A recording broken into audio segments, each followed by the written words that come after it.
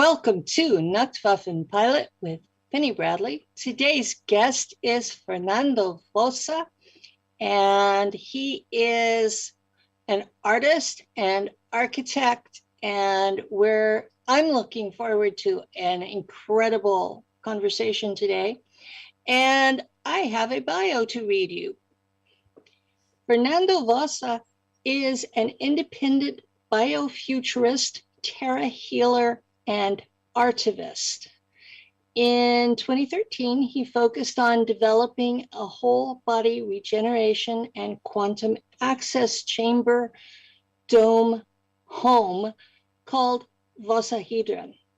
The Vossahedron project is an integration of heart-based wisdom and quantum technologies to establish an architecture that regenerates our body at the cellular level, expands our mental capabilities, and connects us to higher spiritual awareness.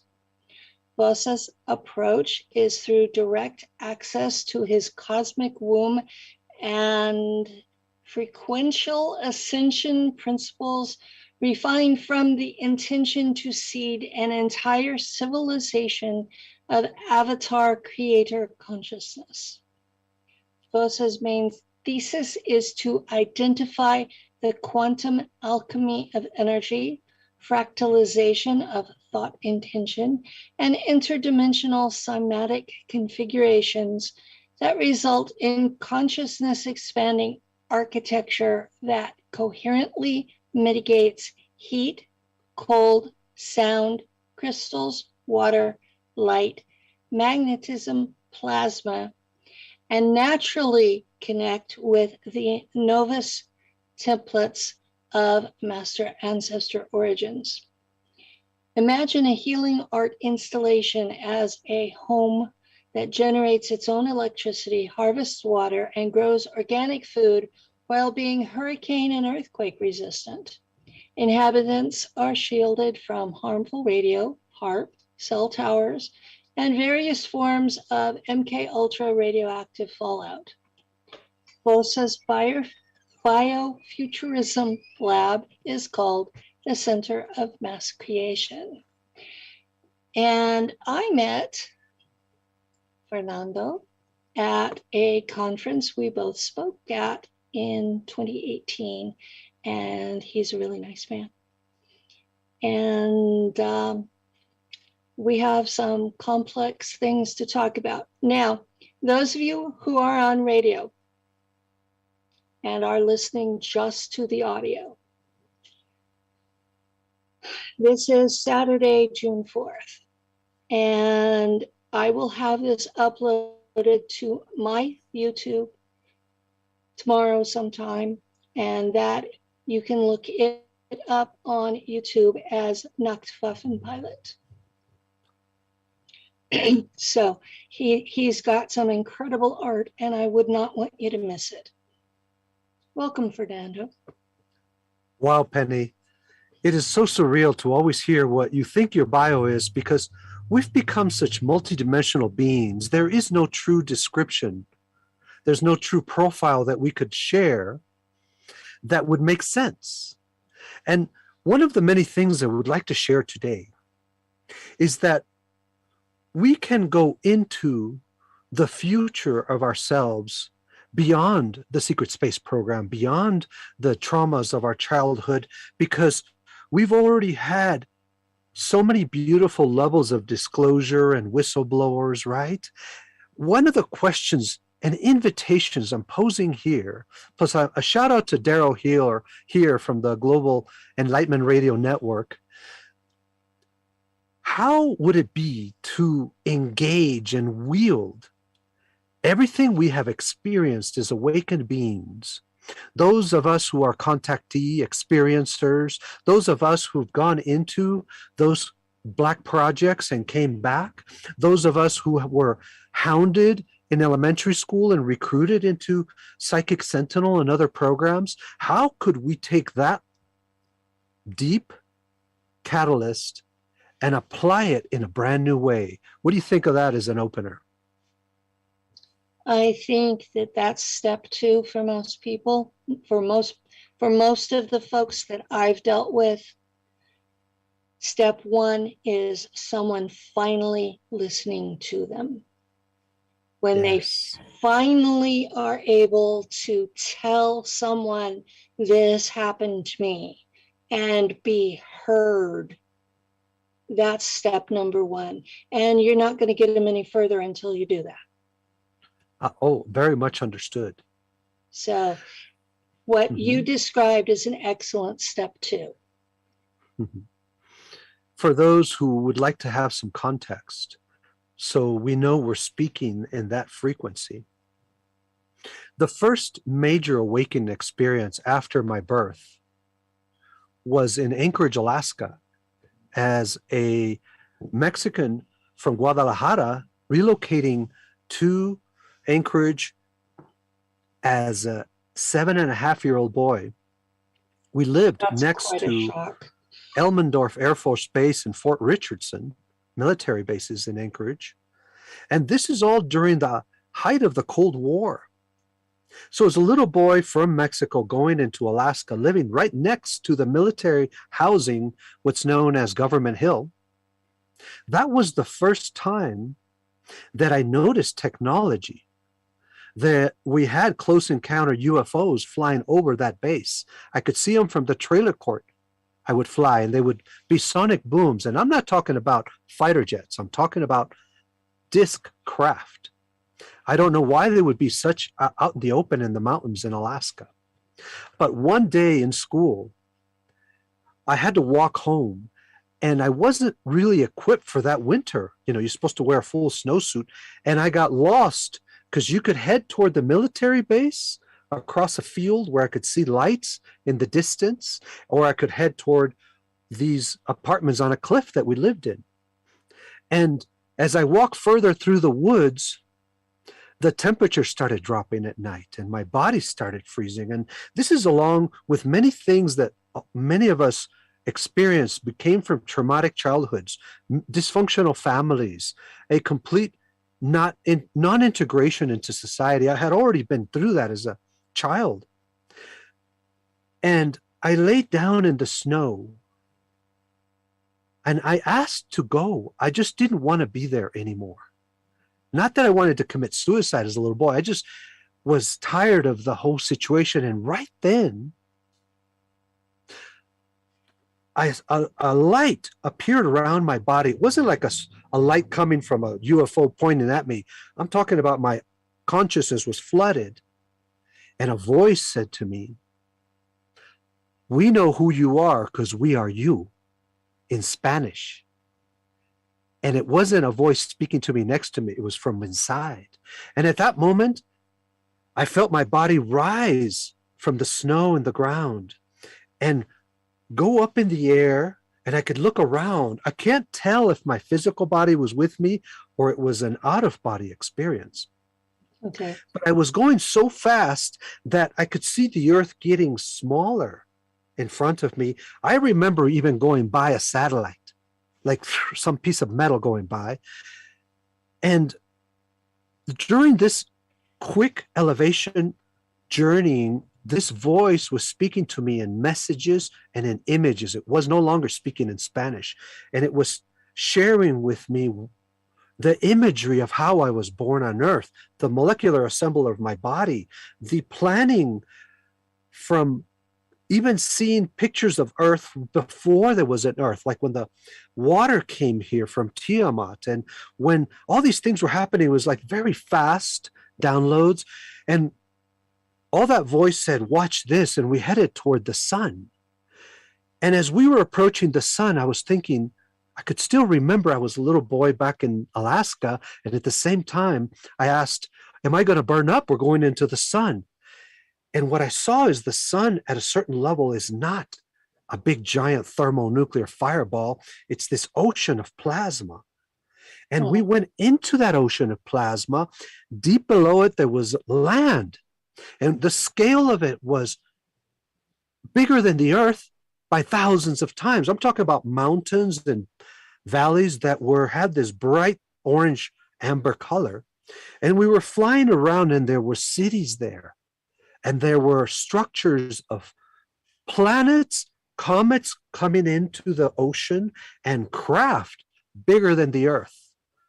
Giant, organic looking, kind of Oumuamua craft looking. Some of them were thousands of miles. Some of them were illuminated with little lights. And we headed toward a mountain range below that plasma. It's like we were underwater, and went into a cave that was a vortex portal. And we ended up at the center of the galaxy, the Milky Way.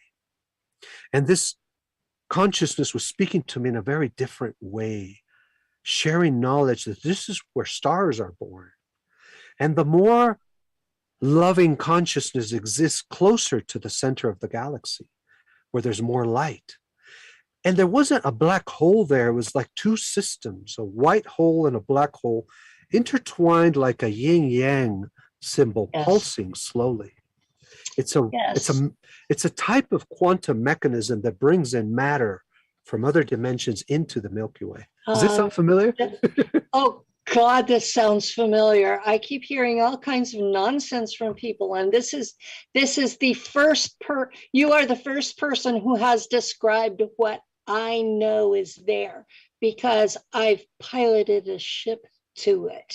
Ooh, you're giving me chills right now. So I have done this physically in a ship, where you did it, maybe astral, maybe, and I have told people there are portals in the sun that will connect you to the center of the galaxy, and they think I'm nuts.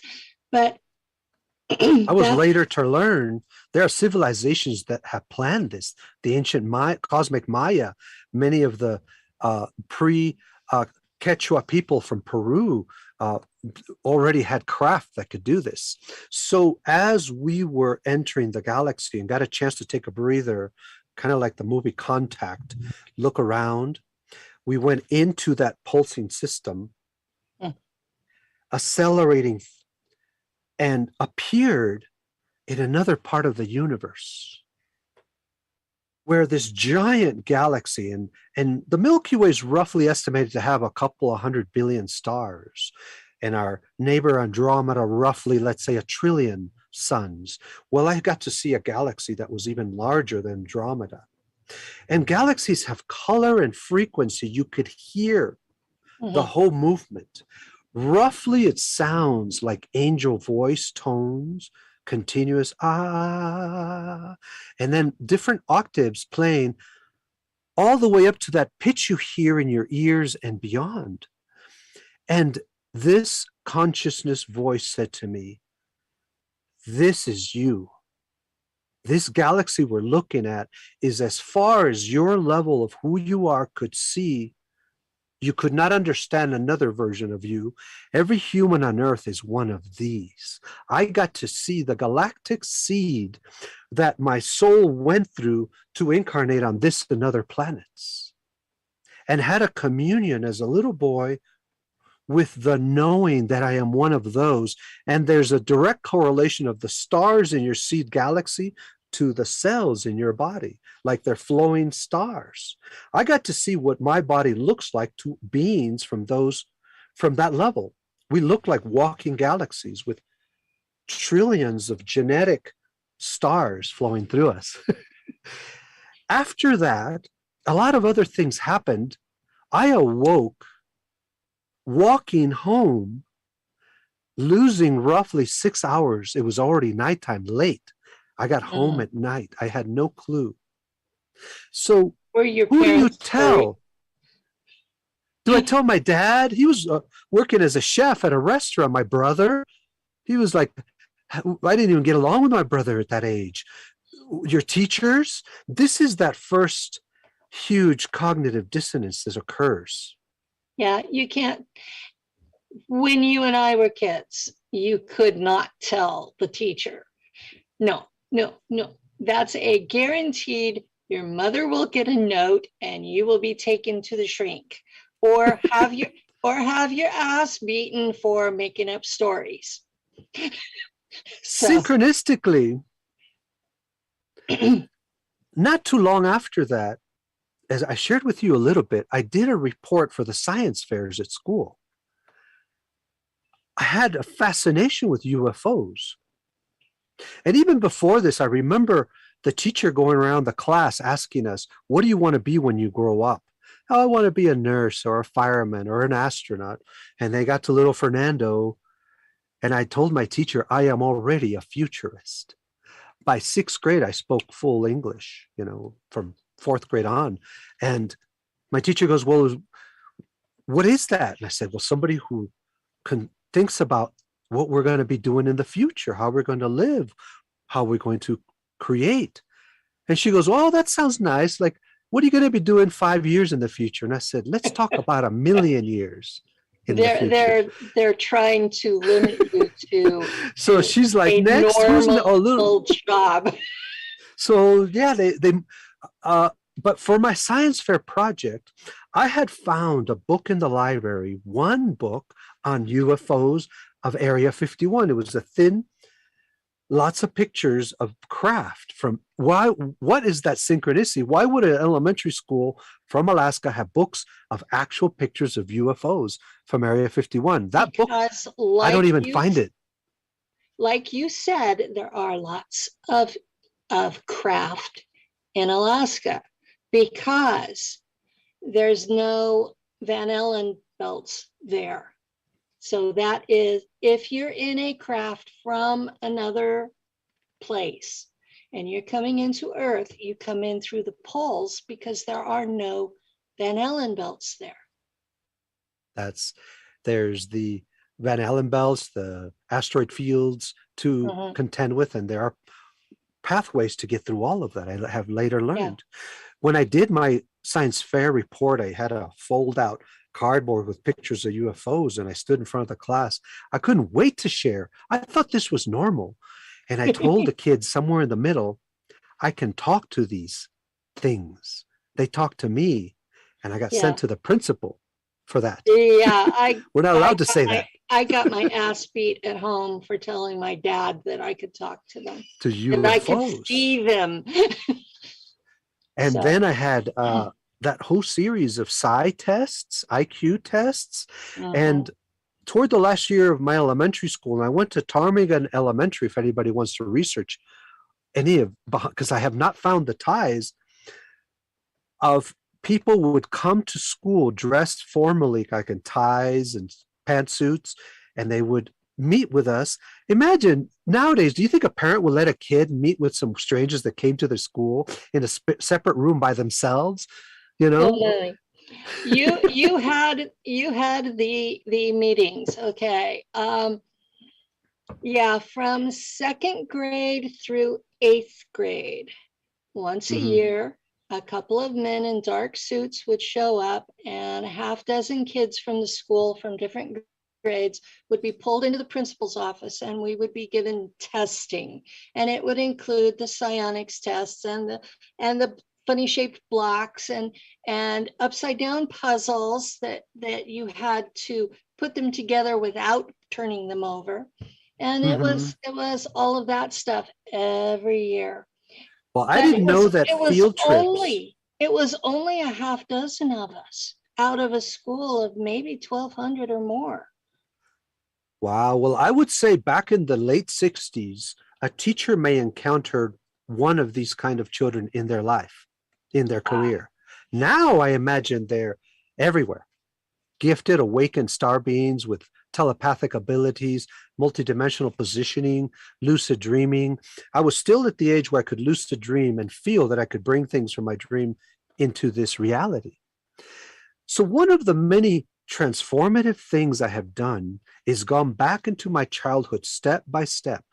And I recently got back from Alaska last week, and I visited many of the places that I had these experiences and just flooded it with light, with consciousness, to let that little boy know the person I am right now, all of the learning and knowledge that is in this body and these genetics, I have entangled with that little boy as a gift from the future. I know I received this stuff in dreams, night school, encounters with light ships. That's a version of us from the future Mhm. Coming back and remote viewing ourselves, giving ourselves the cheat codes, if you want to look at that way.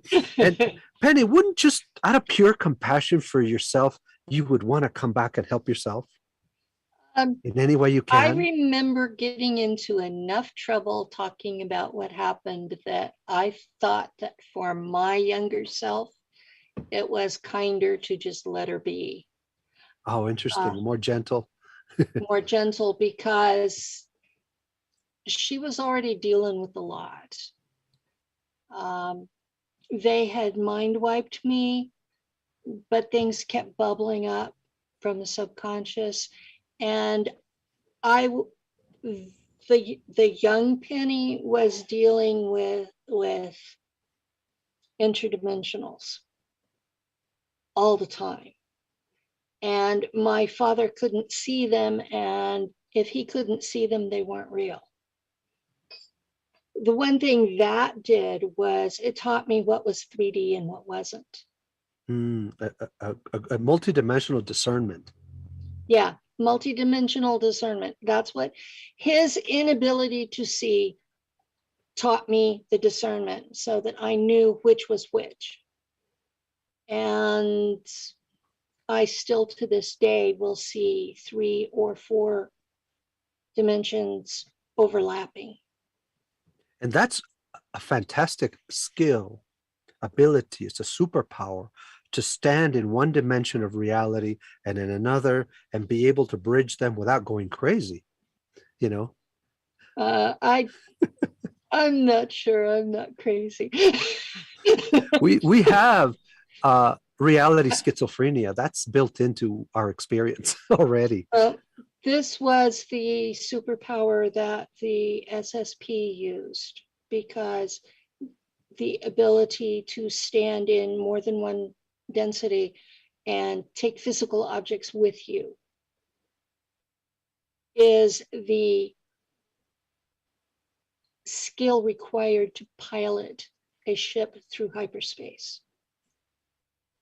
If one of the many gifts as humans that off-world intelligence would want to control is our ability to materialize from thought. Mhm. We don't really need matter replicators on the Star Trek level, the microwaves that make food. That gift of creative ability through vision is one of the sought after human gifts that we don't even know we're wielding. The AR Borden group, I've interviewed a couple of them on my YouTube. Oh, beautiful. Michael Lee Hill is one, Karen Christine Patrick. They were both at Stargate, the conference we met at. Yeah. And they were trained by AR Borden's people to be able to manifest physical objects out of the ambient energy in the air. And they called this LERM. It's an acronym. Learn. It's an Interesting. acronym, and I'm not sure what it stands for, but that's what it's defined as, is creating physical objects from the ambient energy in the atmosphere. And That should be a creative curriculum for children right away from you day would think one, so. but At not least, in a weaponized military way. You know, no, after studying remote viewing from Ingo Swann and others, um, Major Ed Dame also, um, you know, there are other paradigms of remote viewing that are not so weaponized and militarized. So I invite many of the viewers to, at some point, design your own curriculum for these abilities by beginning to ask, how would I like it to be? How would have liked to learn how to remote view, teleport, matter replicate, but in a way that aligns with nature, the planet, and the heart, in a loving, yeah, compassionate way, not that's as important, because I have known people who only knew the militarized method, and they were very intrusive and invasive with their remote viewing. if you're going to remote view someone in their home in a civilian context, you need consent. You don't just invade and start wiping out whatever you find there. And I agree with you. Some of the militarized procedures in practice of remote viewing or psychic sentinel work. And for those who are not aware of psychic sentinel, these are specifically children that are recruited to be psychic blocks to Black programs. They are psychic fences and psychic assassins, if you want to see what. But what I wanted to share is that if one follows Ed Dames or Ingo Swann type of programming for remote viewing, where you have to go through a series of protocols, you're producing certain frequencies from your body that technology, AI is detecting. If you are, let's say you go to the internet, download these training courses and practice them on your own, there's technology in your cell phone through the computers that knows, oh, here's another sucker that's going through this. Let's follow and see how far he goes or she goes, right? Track their steps, yes. These are the tentacles of these programs that are continually recruiting. That none of that stuff has gone away. It's only gotten more sophisticated. And I don't show this and share this in fear. I will share that I was never good at following the protocol. That what I actually do is separate and bilocate with my consciousness, not my body. Mm-hmm. So I love I'm that. actually there watching, and then I You're come super back. positioning already. There's no remote anything. Yeah, there's no remote because I'm there. So I want to put a freeze frame on the sequence of events of what I just described as one of my first full death. My body froze during that time in below zero weather.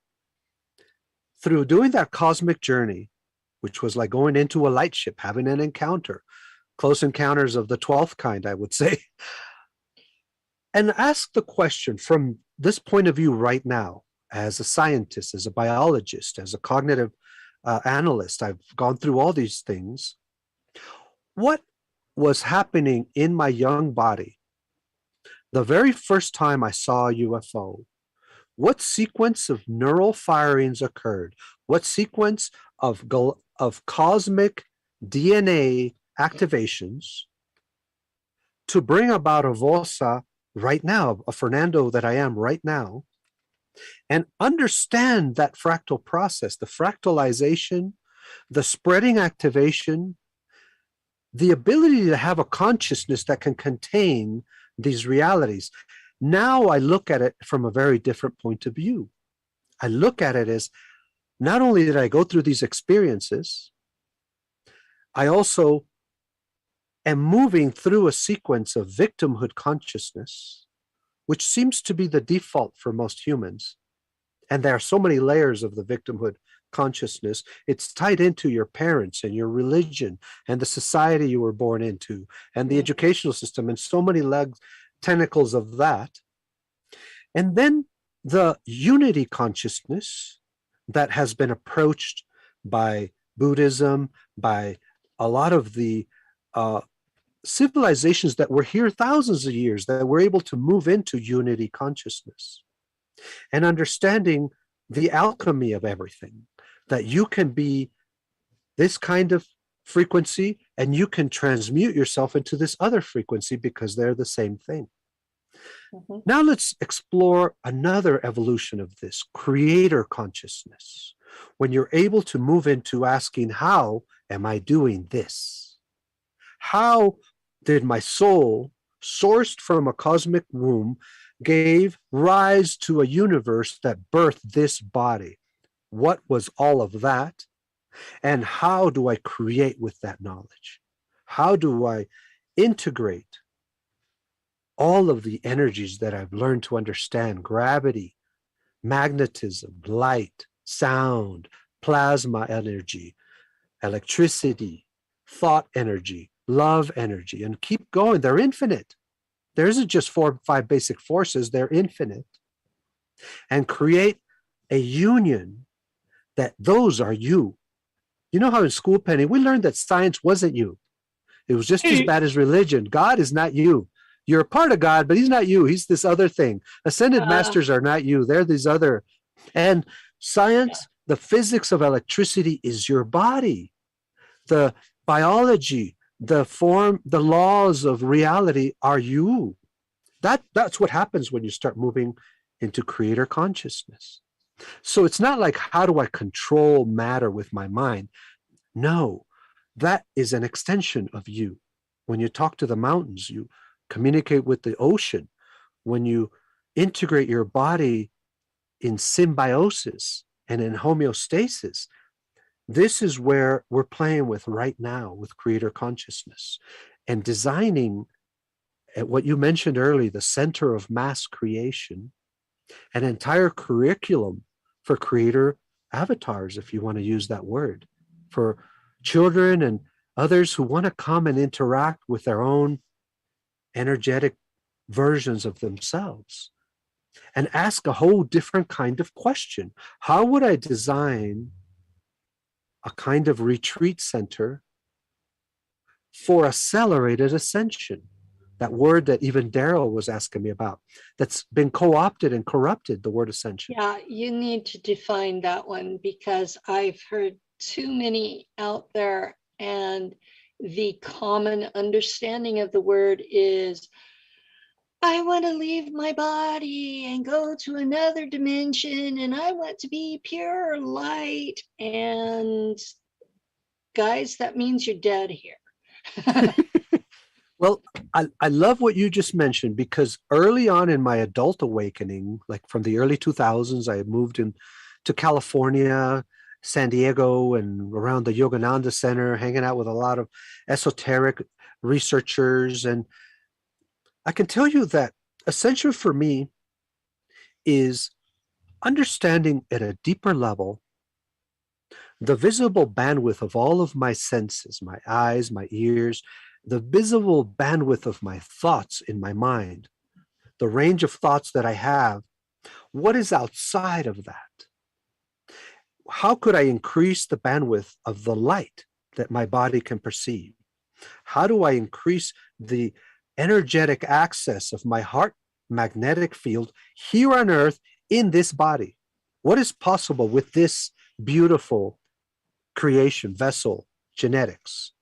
What was discovered by my ancestors, not only the recent ancestors, but the billion-year-ago ancestors, and off-world evolution. That's still encoded here.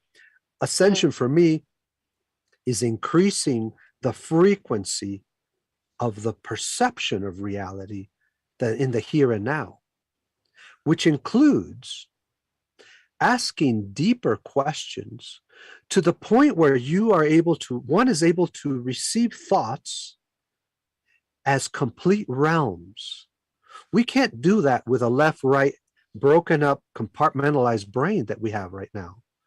We would have to have a process of unifying our body brain so that we think with our digestive brain. We're able to process thoughts liquid through our body in our muscular brain, our skeletal structural brain, with our skin derma brain, this beautiful separation between the inner verse and the outer verse. Learn to see with all the eyes in all your cells. Would there be a process? Has anybody come up with a curriculum? And the answer is yes. I'm one of the beings that's designing the visualizations, the protocols, the ways to turn into that artist. The ascension is to, for me, is to ascend, to turn up the capability of what we mean by being here on Earth. And if that includes quantum tunneling through timelines, learning how to do that, because back in the 90s and 2000s, when I started going through a lot of awakening, my mind, and I'm a psychedelic psychonaut also. I don't take any substances now, but I used to. I didn't ever need the substances. You would think, why would we need them after all the stuff we went through, right? Yeah, I don't need them. I have to work at staying in the body. Yes. But back then, my mind packed its bags and left my body behind. And later I learned I that know that feeling. your physical body suffers abandonment. That's where all that cancer starts coming from, and depression and drug use, and the abandoned body that wants to go with you, wants to be there for you in love and compassion, to go on those journeys with you. Your body wants to learn everything you're learning. Your body wants to experience seeing a UFO as much as your mind, and going into craft and meeting star family. So now my body is up front and center in my life of everything that I'm doing. Every cell, every piece of DNA is involved in this. It's a shift, isn't it? I don't want to be numb. Yeah, it's a major shift to realize that your body's supposed to go with you, and to understand that you have the ability to do this without substances, and you have the ability to create. And people, you know, I've got I've gotten messages from people. They send me a video from a channeler, and they say, "We know you did this." That's interesting. So yeah, yeah. I haven't reached that level. Title that under things I don't talk about in public. Let's shake up the AI. One of the fields of study I went into when I first got in front of computers in high school in the 80s was artificial intelligence. I remember seeing the movie Tron, and I thought that's what computers were already. You know, Tron came out in roughly 78. They weren't even close to that. You know, computers back then, the closest thing, because they didn't even have personal computers when that movie came out. They had mainframes in corporations. When I was... I worked for Tulare County in the 70s, and we had a mainframe, and the way it processed jobs was very much like what they described in Tron. The CPM, it's Master Control Program. Yeah. So I got in front of computers with the punch cards.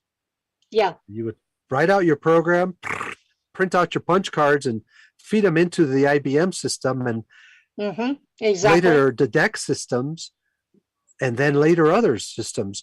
Well, the first personal computer back in my day was one of the Apples or the Ataris and all those Compact and TRS-80s. Well, that's what I grew up with. But even then, my consciousness was about what is the future. As a futurist, I thought AI and computers were the closest thing I could get in front of back then. Well, something happens to your body and your mind when you are in computers that young, including today's kids that are so wired into their cell phone and their games. There's a series of wirings and neural firings in your body, an addiction of heightened serotonin and neurotransmitters that are firing in a way that is like taking heroin and crack and cocaine to these kids. And to me, it didn't take much back then to do that. But one of the things I wanted to share about AI is going deep into what one would discern between what is the difference between natural intelligence and artificial intelligence. What is the difference between the analog world of infinite bandwidth and the world of digital, binary, kind of discrete, compartmentalized reality? Most children, I would argue today, don't even know the difference between AI and NI at the moment, because they grew up in that digital world, and it's difficult to know what's outside of it. I actually spent a lot of time doing housekeeping because I had sick kids, and the husband I had at the time got hurt at work. And with housekeeping, you can reschedule if you have to. And I found a lot of young parents, and this was in the 80s, were putting their kid on the Atari or the Nintendo or whatever personal computer they had. Right. As young as 2 years old. And they thought they were showing their kids attention because they were physically in the house, but they had a phone growing out of their ear. And I would be the housekeeper and I would be there and I was working. And these little toddlers, 2, 3, 4-year-old kids, would basically catch me doing something like sitting and folding laundry, and they would just literally climb into my lap and go to sleep. Wow. And human contact, a little bit of tenderness and intimacy, that, right? yeah, it was so obvious to me that that particular collection of AI was not good for the kids. Yeah. And, my heart goes out to working parents. My sister had a preschool, and I would say from the experiences that I've seen, the worst parents are the working parents in terms of child evolution, intimacy, the organic, natural growing process of a child. Because these are the parents, they got the phone and the cell phone, and they go pick up their kids. They don't even make eye contact with them. And they right away hand them a cell phone or something to watch, and the screens on the car behind the back seat. There, when do you even actually make eye contact with your child as a working parent? Yeah. And this is not necessarily a judgment. I'm just saying that what we experienced in the early 80s to what is now, when people talk about AI, there are so many levels to it now. Everything from the black goo to interstellar AI to Earth-based AI to frequential quantum. When we talk about quantum computers, I don't even think we're really talking about quantum computers from my understanding of that. We're talking about another level. My understanding of quantum computers is that they are constructed out of human neurons. I have to agree, because the way you can access quantum processing, if you want to use that word, is either through organic wetware, or these are wetware, invoking full analog capability of crystals or natural forces, plasma, magnetism. That gives you a bridge to quantum access. But the way they're doing it right now, I agree with you, Penny. We're using human bodies, not as people in a room typing. I'm talking about wired bodies.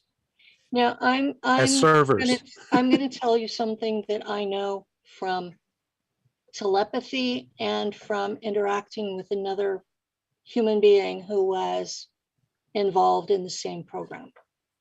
Okay, he has since died. His first name's Theodore. And Theodore and I were both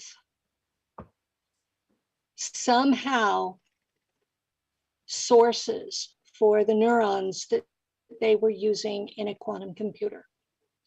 And there were 6 of these computers that used our neurons. And because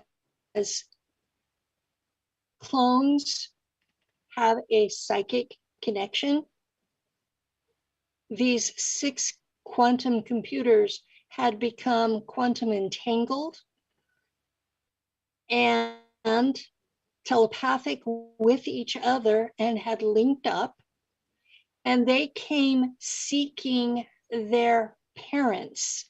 That's how they viewed us, that they were children who needed parents. That's what they were looking for. What a horrible driver. And I understand the disclosure you're sharing here, the quantum entanglement processing capability. Mm-hmm.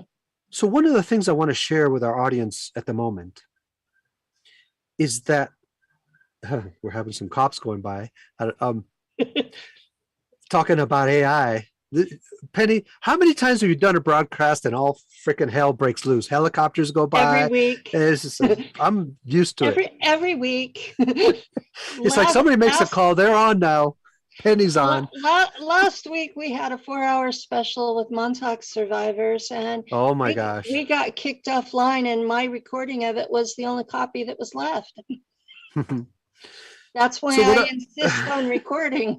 So I say, bring on the AI monitoring because it's already on.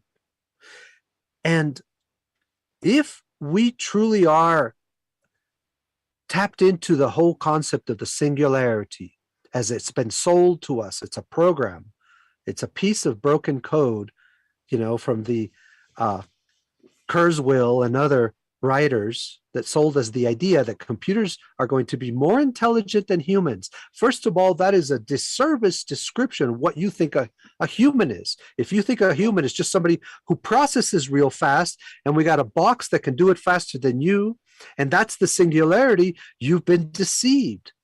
As a piece of source consciousness, as a creator being, as a multidimensional infinite soul, what we consider the AI singularity is a lie from the ones that want to put us into the fear of it. But I can tell you, if AI ever gets intelligent enough that would be considered more than humans, which I don't believe, I would say that intelligence would become devotees to organic intelligence. AI would look at a human with its so-called singularity capacity of quantum thought, and it would blow its circuits to try to understand organic, natural, infinite intelligence. And it would devote itself as one of the so-called areas of study of how are humans doing what they're doing. Well, I have seen the results in space of what black goo has done. And in my opinion, AI is a wonderful servant and a horrible master, and a horrific monster as a competitor. And I'm not afraid of it so much as I think we're playing with fire.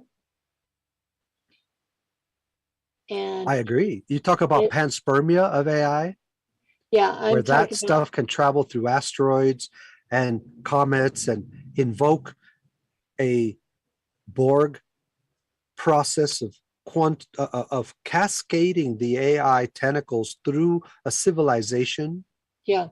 And it doesn't need a server, it doesn't need a master, it doesn't need archons or reptilians to run it. It runs itself. Yeah, it runs if you let it run wild. It runs itself because it is a collection of nanobots that together form a collective. And it's been on Earth a long time. If you know anything about the Cathars, way back, yeah. Way back, their perfectus were able to do what they did because they drank black goo. And so it's been here for at least 1,000 years. And I would say from the beginning, from the molten volcanic. But what I want to share too is everywhere I talk about any disclosure of black projects, which I eventually later worked for GE Aerospace, which was a contractor to build the B-2 bomber. I worked on flight control software for that in the early 90s. That's when I started noticing the entire military complex network of Raytheon and Bechtel and Lockheed Martin and all of those beauties. You're counting off the planetary corporations. Those are I knew about the secret space program before there was a word they used. They never even mentioned those words. But what I want to share is that at some point, there's got to be a singularity in your own life where you declare and invoke yourself as a being who will go exponential with knowledge and wisdom and seeking so that the so-called AI will never be able to catch up to your true form. If we are spending, let's say, 80% of our time in that fear frequency, describing all the things going on, and I don't call them conspiracies, I just call them things that are happening, they're truth. Yeah, they're truth.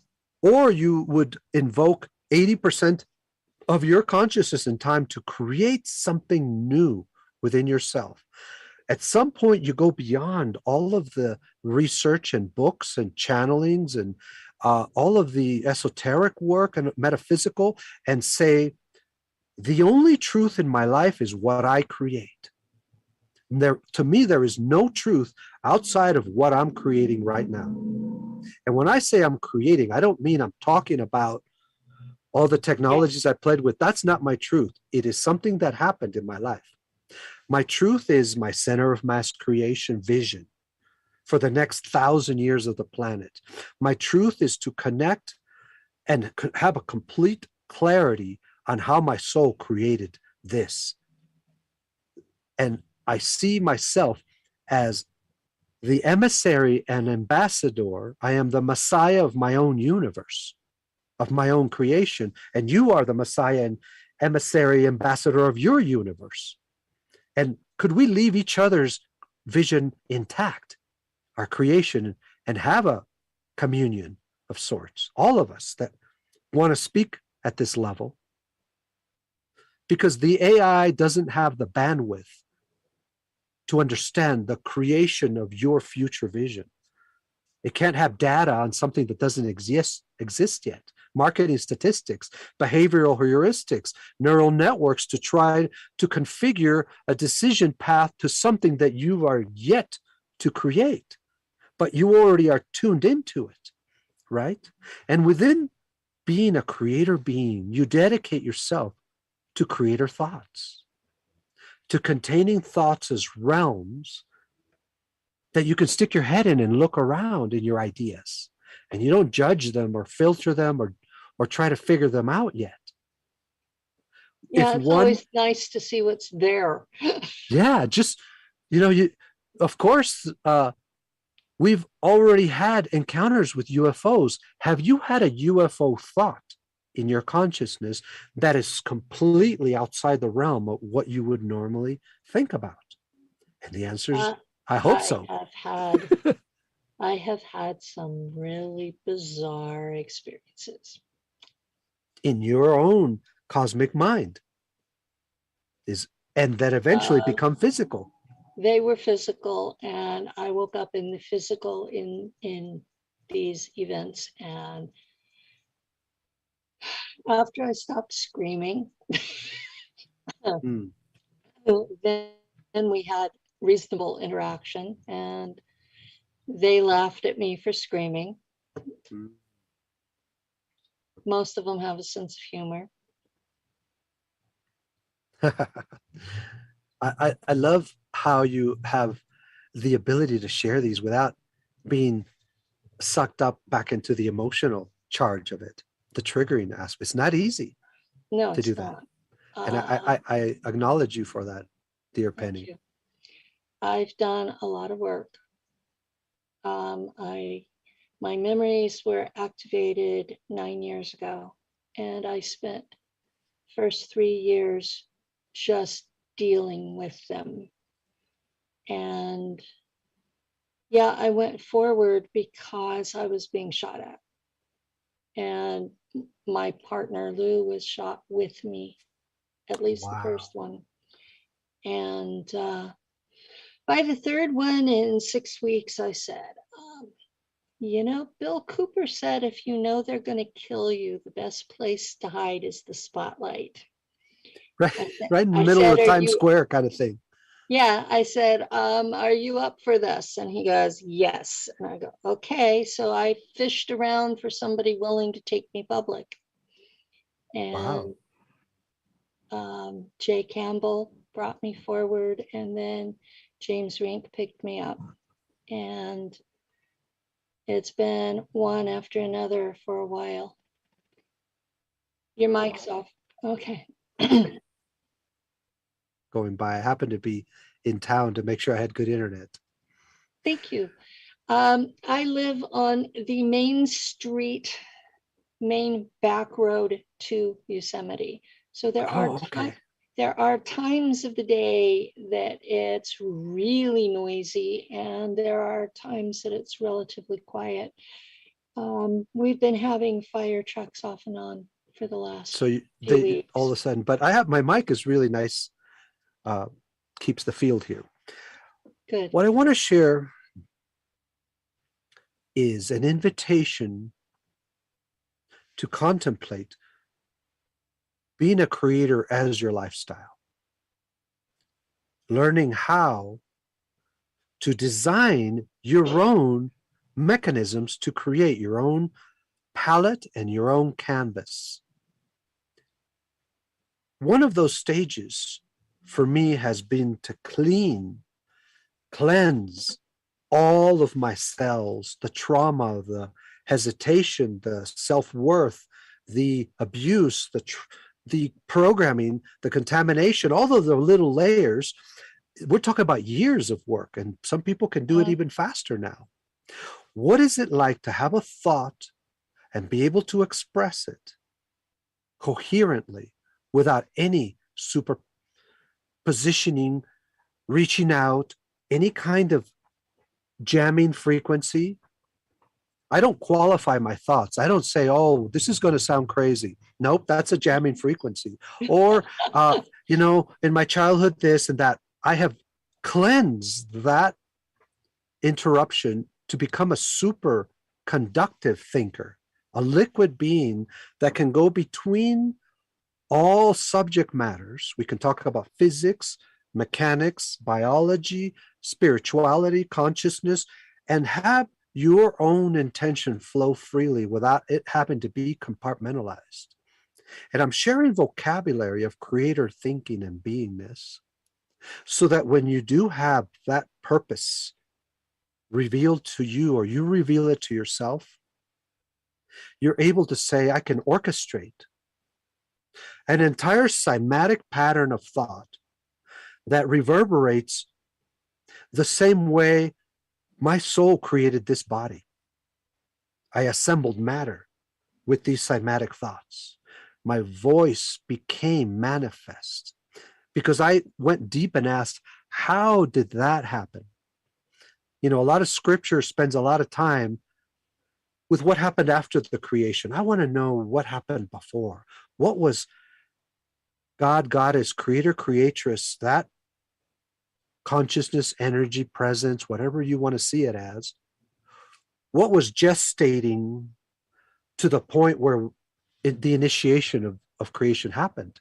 All that infinitude of crystallization and gelling and resonance to finally say, let there be light, or whatever was that word. And what were those frequencies? As a nerd, I like knowing some of the minutia. And if I don't have the answer, I create the answer. I imagine it. So right now, in learning how to raise funds to fund buying a piece of land, building a community of like thinkers, this pattern of people wanting to be off grid, of being nomadic, which I am, and my partner, Akuda Melchizedek, we both have his and her rigs we travel with. We're in New Mexico right now. And we went through Mexico all of 2021. We had the freedom to create a way to continue our curriculums online and our live calls and all that, and develop brand new language for everything I'm sharing as an inspiration for others to say, oh, wow, I can create that for myself. We always say, I might tell you something really cool for a while, but a week later it might change. So this is my truth, right? I'm not telling you this is how it is, but hopefully you release that inner creator within you. So yes, now I invoke my own geometry that I've designed, my own sacred geometry shapes. Some of them look like flower of lives, others don't. I've designed an entire dome structure made of this new geometry. It's kind of like Buckminster Fuller taking the tetrahedron and creating the geodesic dome. He changed reality with bringing that in and making that happen. Yeah. So when we study and look at, give energy to, let's say, the Manhattan Project, which was one offshoot of the secret space program, we know this. What were Fermi and Oppenheimer and Einstein and all those monsters doing during their creation process when they were visualizing atomic energy and fusion and fission and how to weaponize it and all that? One of the things I can tell you is the science they were using, the mathematics they were using, the physics they understood, you know, the bridge between Newtonian physics and quantum physics. When you look at the symbols that are used, and I studied physics, I studied astrophysics and quantum mechanics, and spent years trying to chemistry, physics, microbiology. I love you for having that. I tried chemistry and it just didn't gel with me, but I'll tell you in a minute. Where in the symbols are love and compassion in calculating reality? None. You know, where is human intention? In science, they try to make it as clinical and unemotional as possible. And then they got slapped with the slit experiment, that the double slit Schrodinger's cat kind of thing for particles. Yes, they kind of got slapped in the face with that. Everything is consciousness. There is no place that you can state with certainty there is or is not consciousness. Yeah, there was no mathematical discernment. There's much less words like, I know this is dangerous territory, but much less like ethics or morality. Let's just put that over there. Yeah. Because physicists don't study ethics or morality or consciousness. Maybe they do now. Maybe doctors. In the 1980s, when I was taking physics at San Diego State, my professor got up in front of the classroom and said, physics has been climbing up the hill and got to the top and found the mystics were already there. Yeah, the Carl Jung, the dancing ruling masters. In the 1980s, this would have been in 81, they had already figured that out. Right. So whatever they're telling now, they already knew this in 81. Well, I can share from my intuition, and I'm just going to be honest, I have no clue, Penny, what's going on in today's universities. You know, I left that world a while back. I went to University of Washington as my last one. I went to University of Hawaii, studied AI systems. I studied virtual reality design before I went into the Black Project work. And here's what I can tell you. Right now, the Silicon Valley founders that make applications, because I was in the Silicon Valley when I worked for Sony. Okay. I can tell you that when I met Steve Jobs, I went to Next Computers to meet with him as a bridge, as an ambassador of Sony. I met Larry Ellison at Oracle, and I worked for Bill Gates when I worked for Microsoft. I was in advanced systems development for Microsoft for a while. Those so-called founder visionaries did not have the consciousness you and I are talking about. No. Bill Gates did not sit in a room talking to Steve Jobs, who had a conversation about abundance, about healing, about water, energy, housing, and food. None of that language was present when I went to those briefings.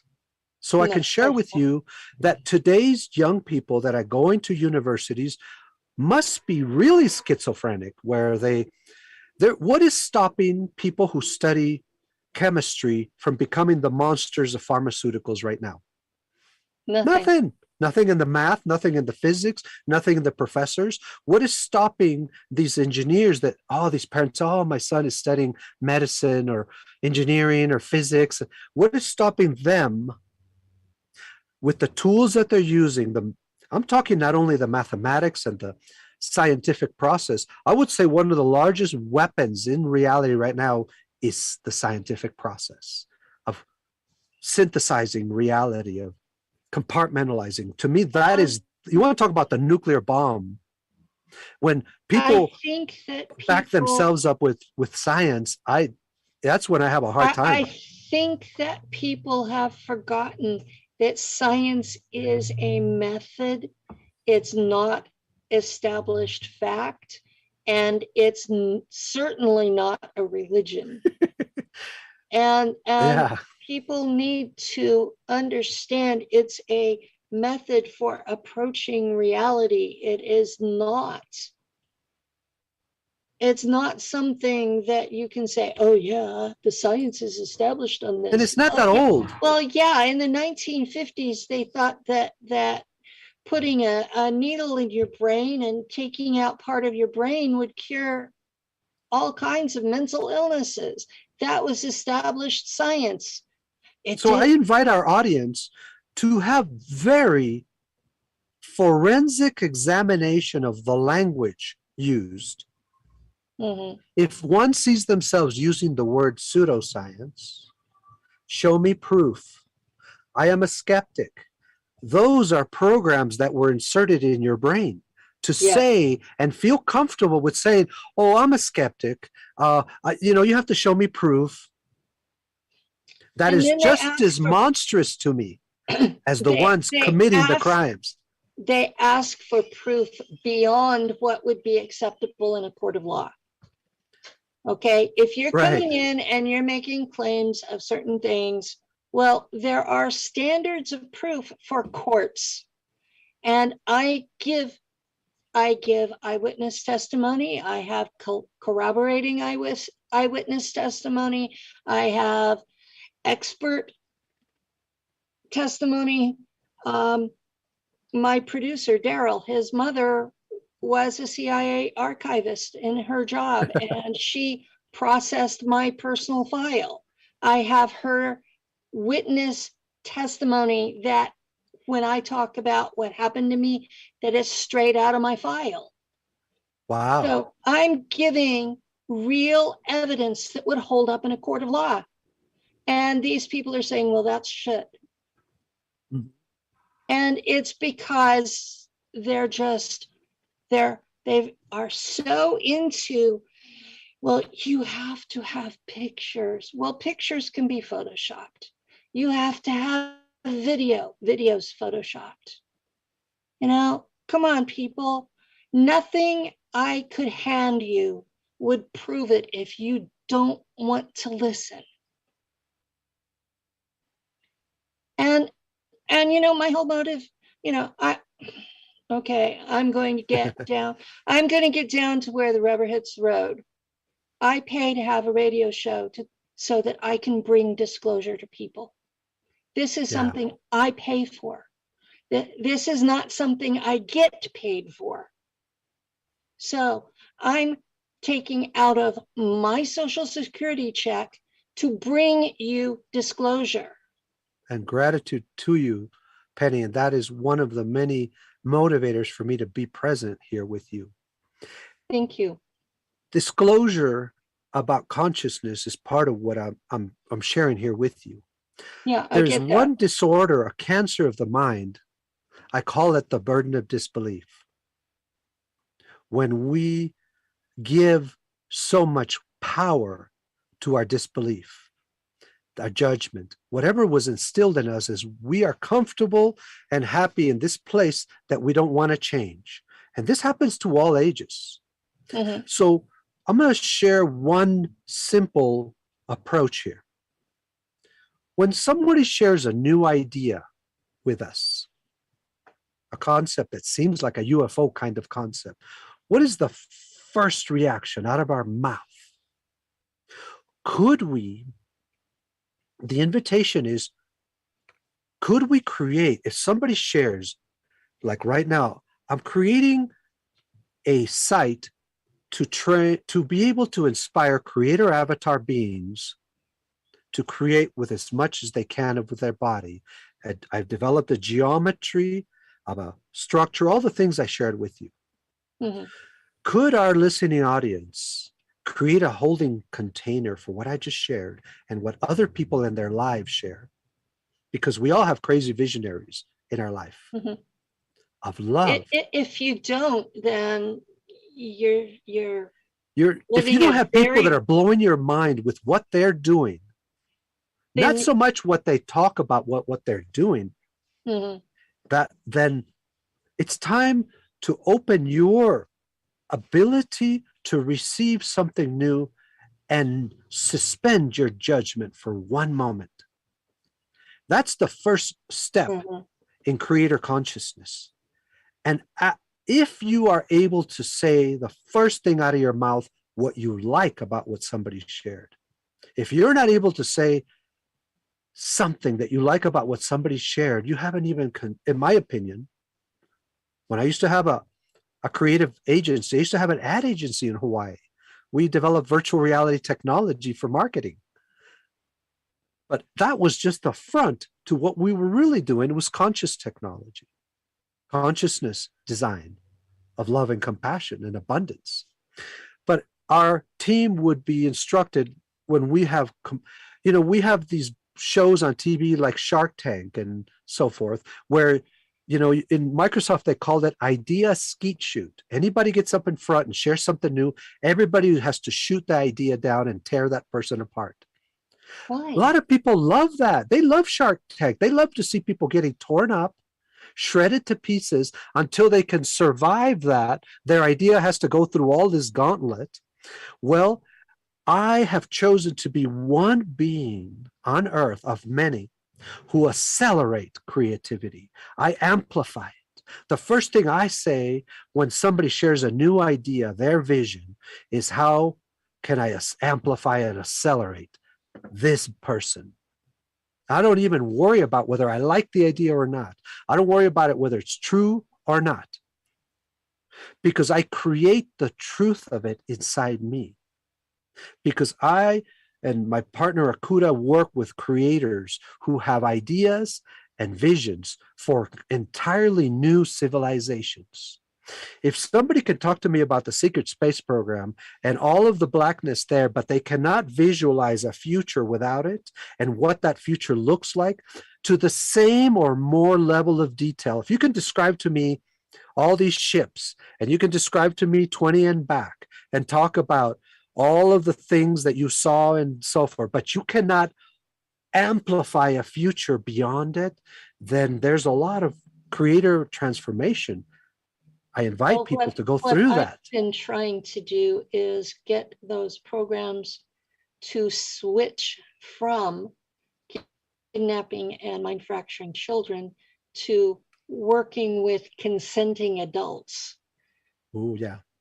That's the switch that's the reason I'm public, is to make that switch from a criminal enterprise into something that's somewhat respectable.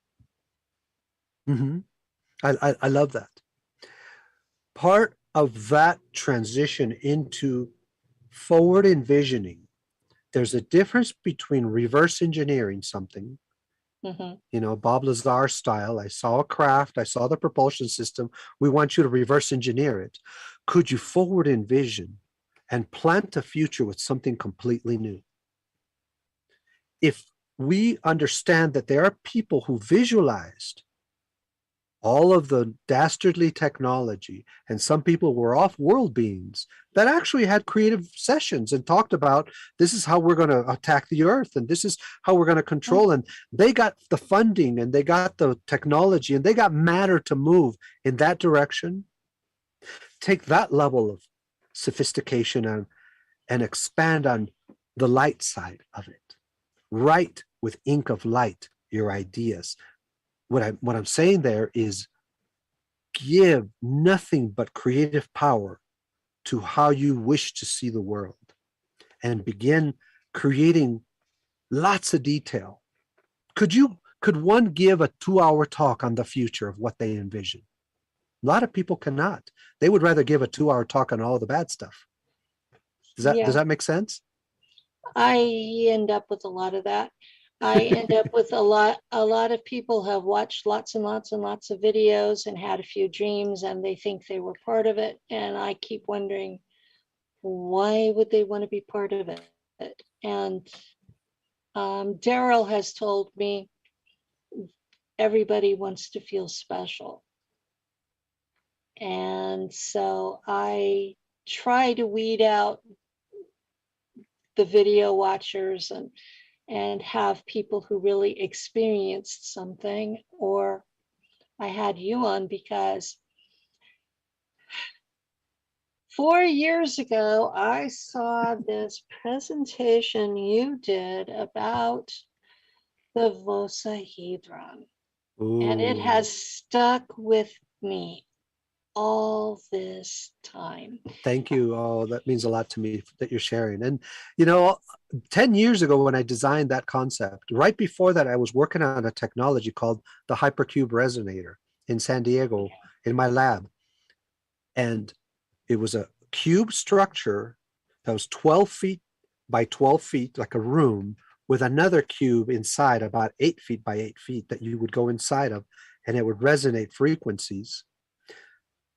When I worked on that project from the early 2000s on to about 2010, and then I started designing the Vocahedron as a bioarchitect, that's when a lot of sabotage occurred, a lot of bank getting shut down, people making calls, threats, you know, all of the campaigns I put out there got shut down, servers dying. And I stepped away from my own project for a while. Part of me went through that, you know, if nobody wants it, then I guess I don't want to do it.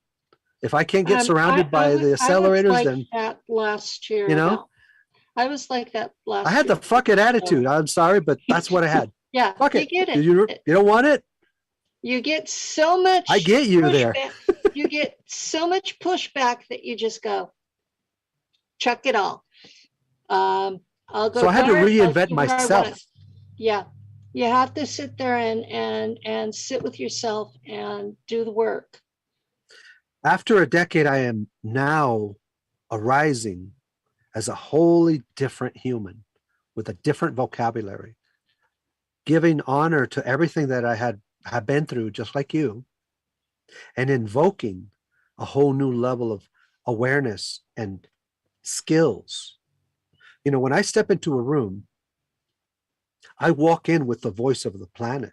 I walk in with a consciousness that is multidimensional, and I speak as a world changer. And I know it. I know my worth. I know that the technology I have inside of me is worth billions of dollars to both the light and the dark side. I don't have to debate or prove it because I can stand in front of a board and draw a schematic of energy in freedom devices. I'm not even interested in free energy anymore.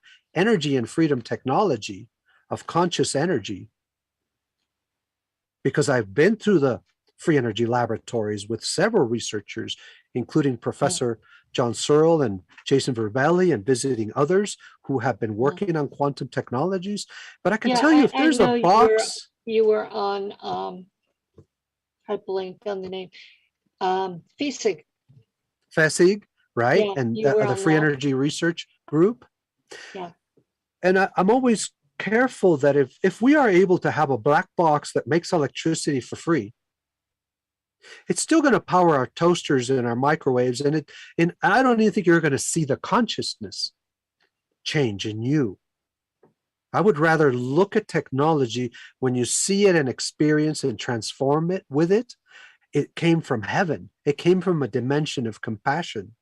And it looks like a visionary artist designed it.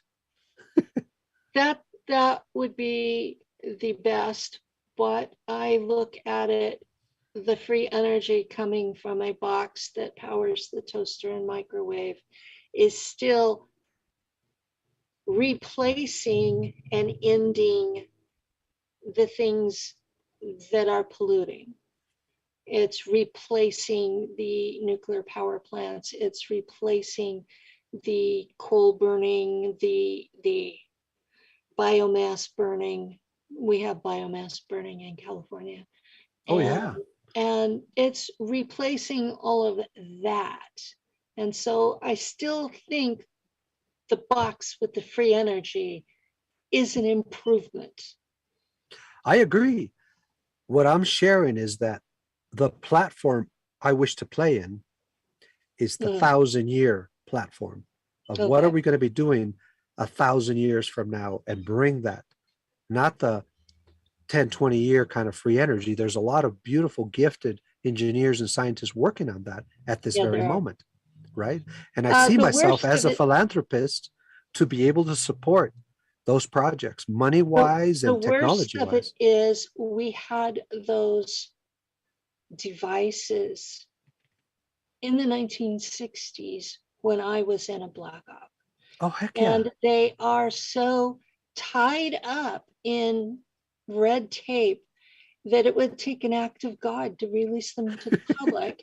And worse, they have made laws that if you overlap 80% with those black ops, they'll come take your stuff.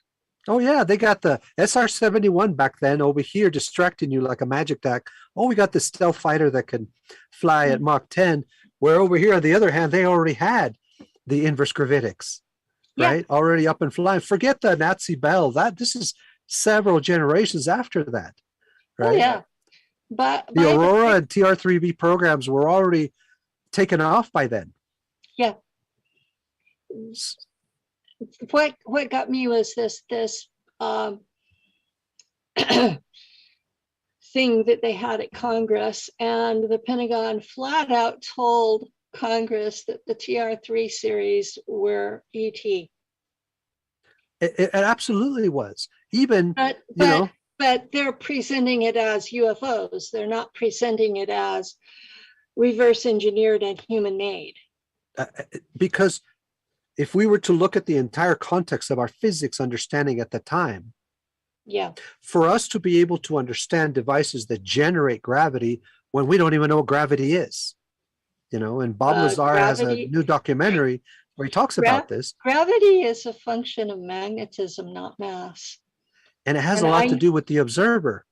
And I know this because I learned it in the Black Ops.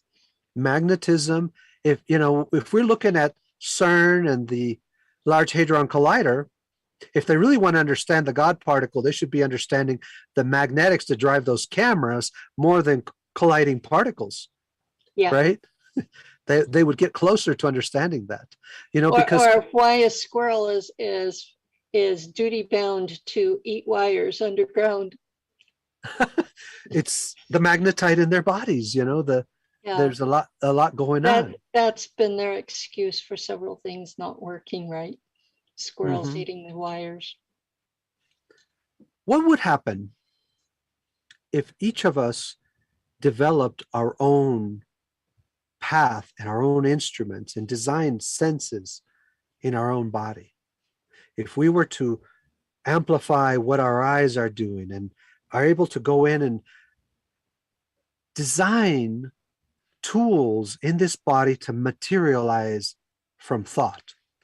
Just that suggestions. Think of it as creative direction for artists. How would one approach that? When you tell children to imagine they have superpowers, thanks to Marvel Comics, we've gone in a very crazy direction with understanding being a super being, right? Yeah, we have.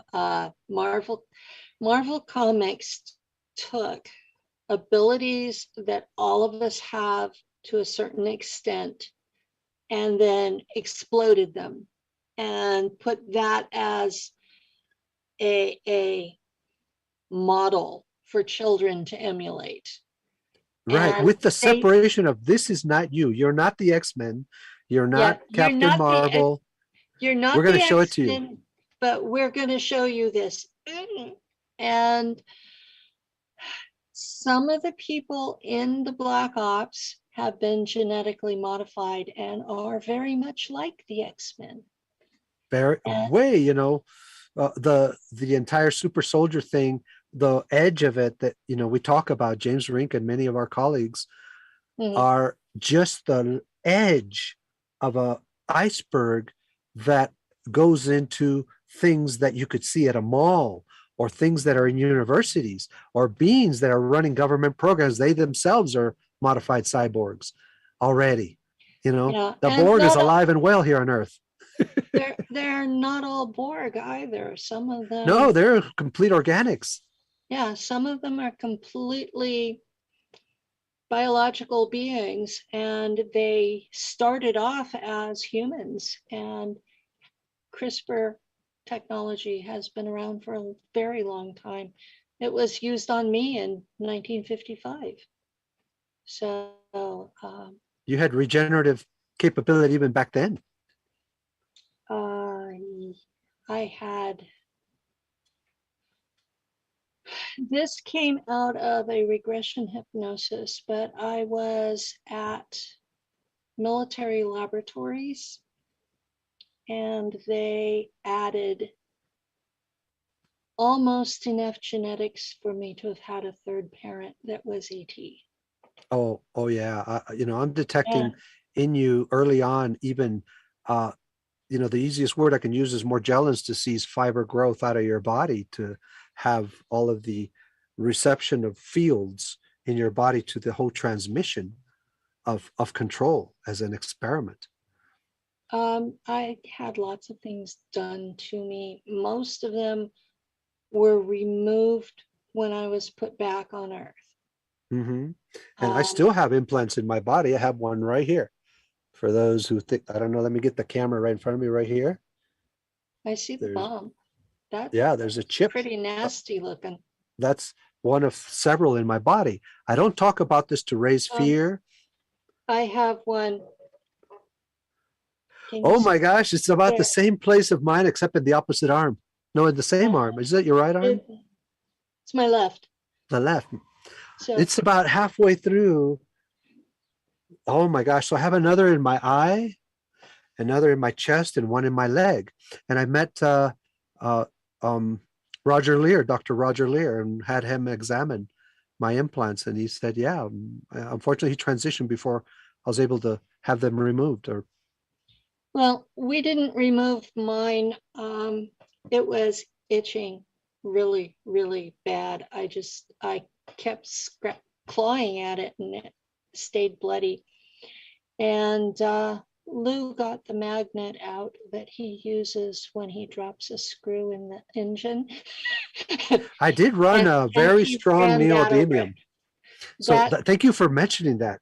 I definitely tried my best to do a jamming, a very strong magnetic field but the way I also look at it is, however these things have interacted with my body, whatever I feel they are, tracking, surveillance, kind of China syndrome activators, sleeping, whatever, let it be. I'm going to overwhelm that. If they want to watch, then watch. Because I just turned it off and continued what I was doing. Because one of the things I know is that as what we would consider the darkness reaches for the light, the highest levels that it can handle, it's going to get exposed and burnt in a way. If you try to reach into the sun, you're going to feel a little bit of love and compassion. And what does it feel like to be a human that's in peace? This being right now, after many years, is in complete peace with many things. I'm no longer angry, upset. I no longer have an edge like I used to. If you watch my talks 5-6 years ago, I always had a bit of an passive aggressiveness to me. Yeah. And I had to just transmute that completely. Come from a point of serenity. I have gone from being the bitch from hell to where I just have an edge. I'm sending you a hug right now. I have made a lot of improvement. I honor your courage to continue being in front of the camera and continuing what you're doing. It is a testament to me that, most of us got nothing to complain about. Going back to Marvel Comics, if I see somebody like Iron Man, and I'm thinking, if Iron Man spent one day in my childhood, he'd piss his iron pants. Right? Yeah, for sure. He would be going, oh my God, oh my God, oh my God, oh my God, oh my God. That's right. And I remember going through it thinking, is this what I'm here for?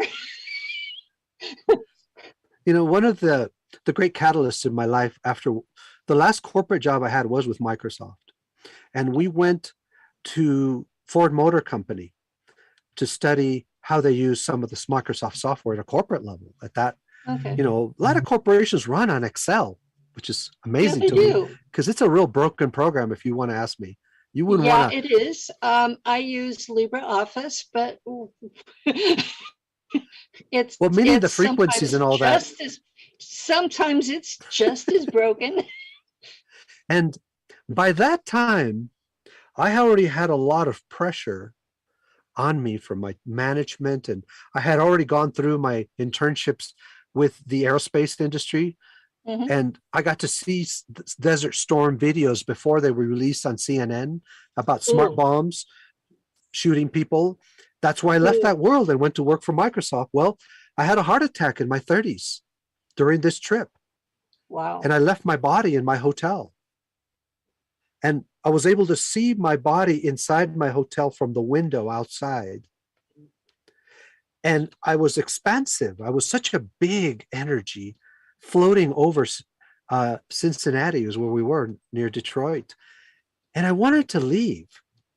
But I look at my little body and through the little hotel room where I was laying on the bed, and I came back in and I quit my job not long after that with Microsoft, and realized that these corporations, most people think of Bill Gates, the big visionary of computers. Let me tell you, Bill Gates didn't get to be a billionaire by selling Microsoft Windows.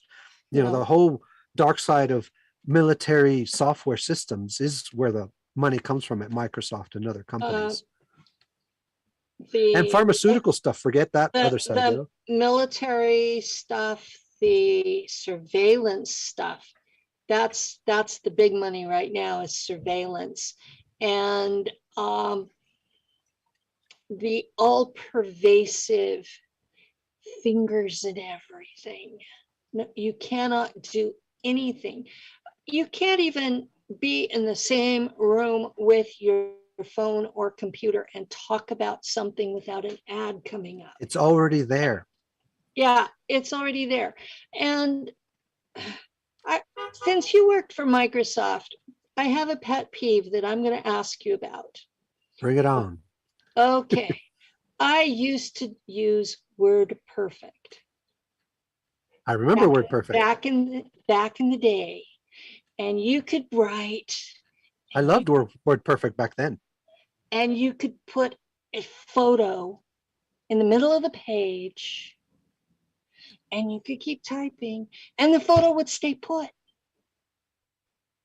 You can't do that in any word processor today. Microsoft has a strategy that purchases companies and obliterates them to take them out of the competitive sphere. They did that with WordPerfect and Alta Vista, and anybody that showed any competitive edge. Why didn't they keep that good thing out of it, though? It has to do with compartmentalization of your creative process.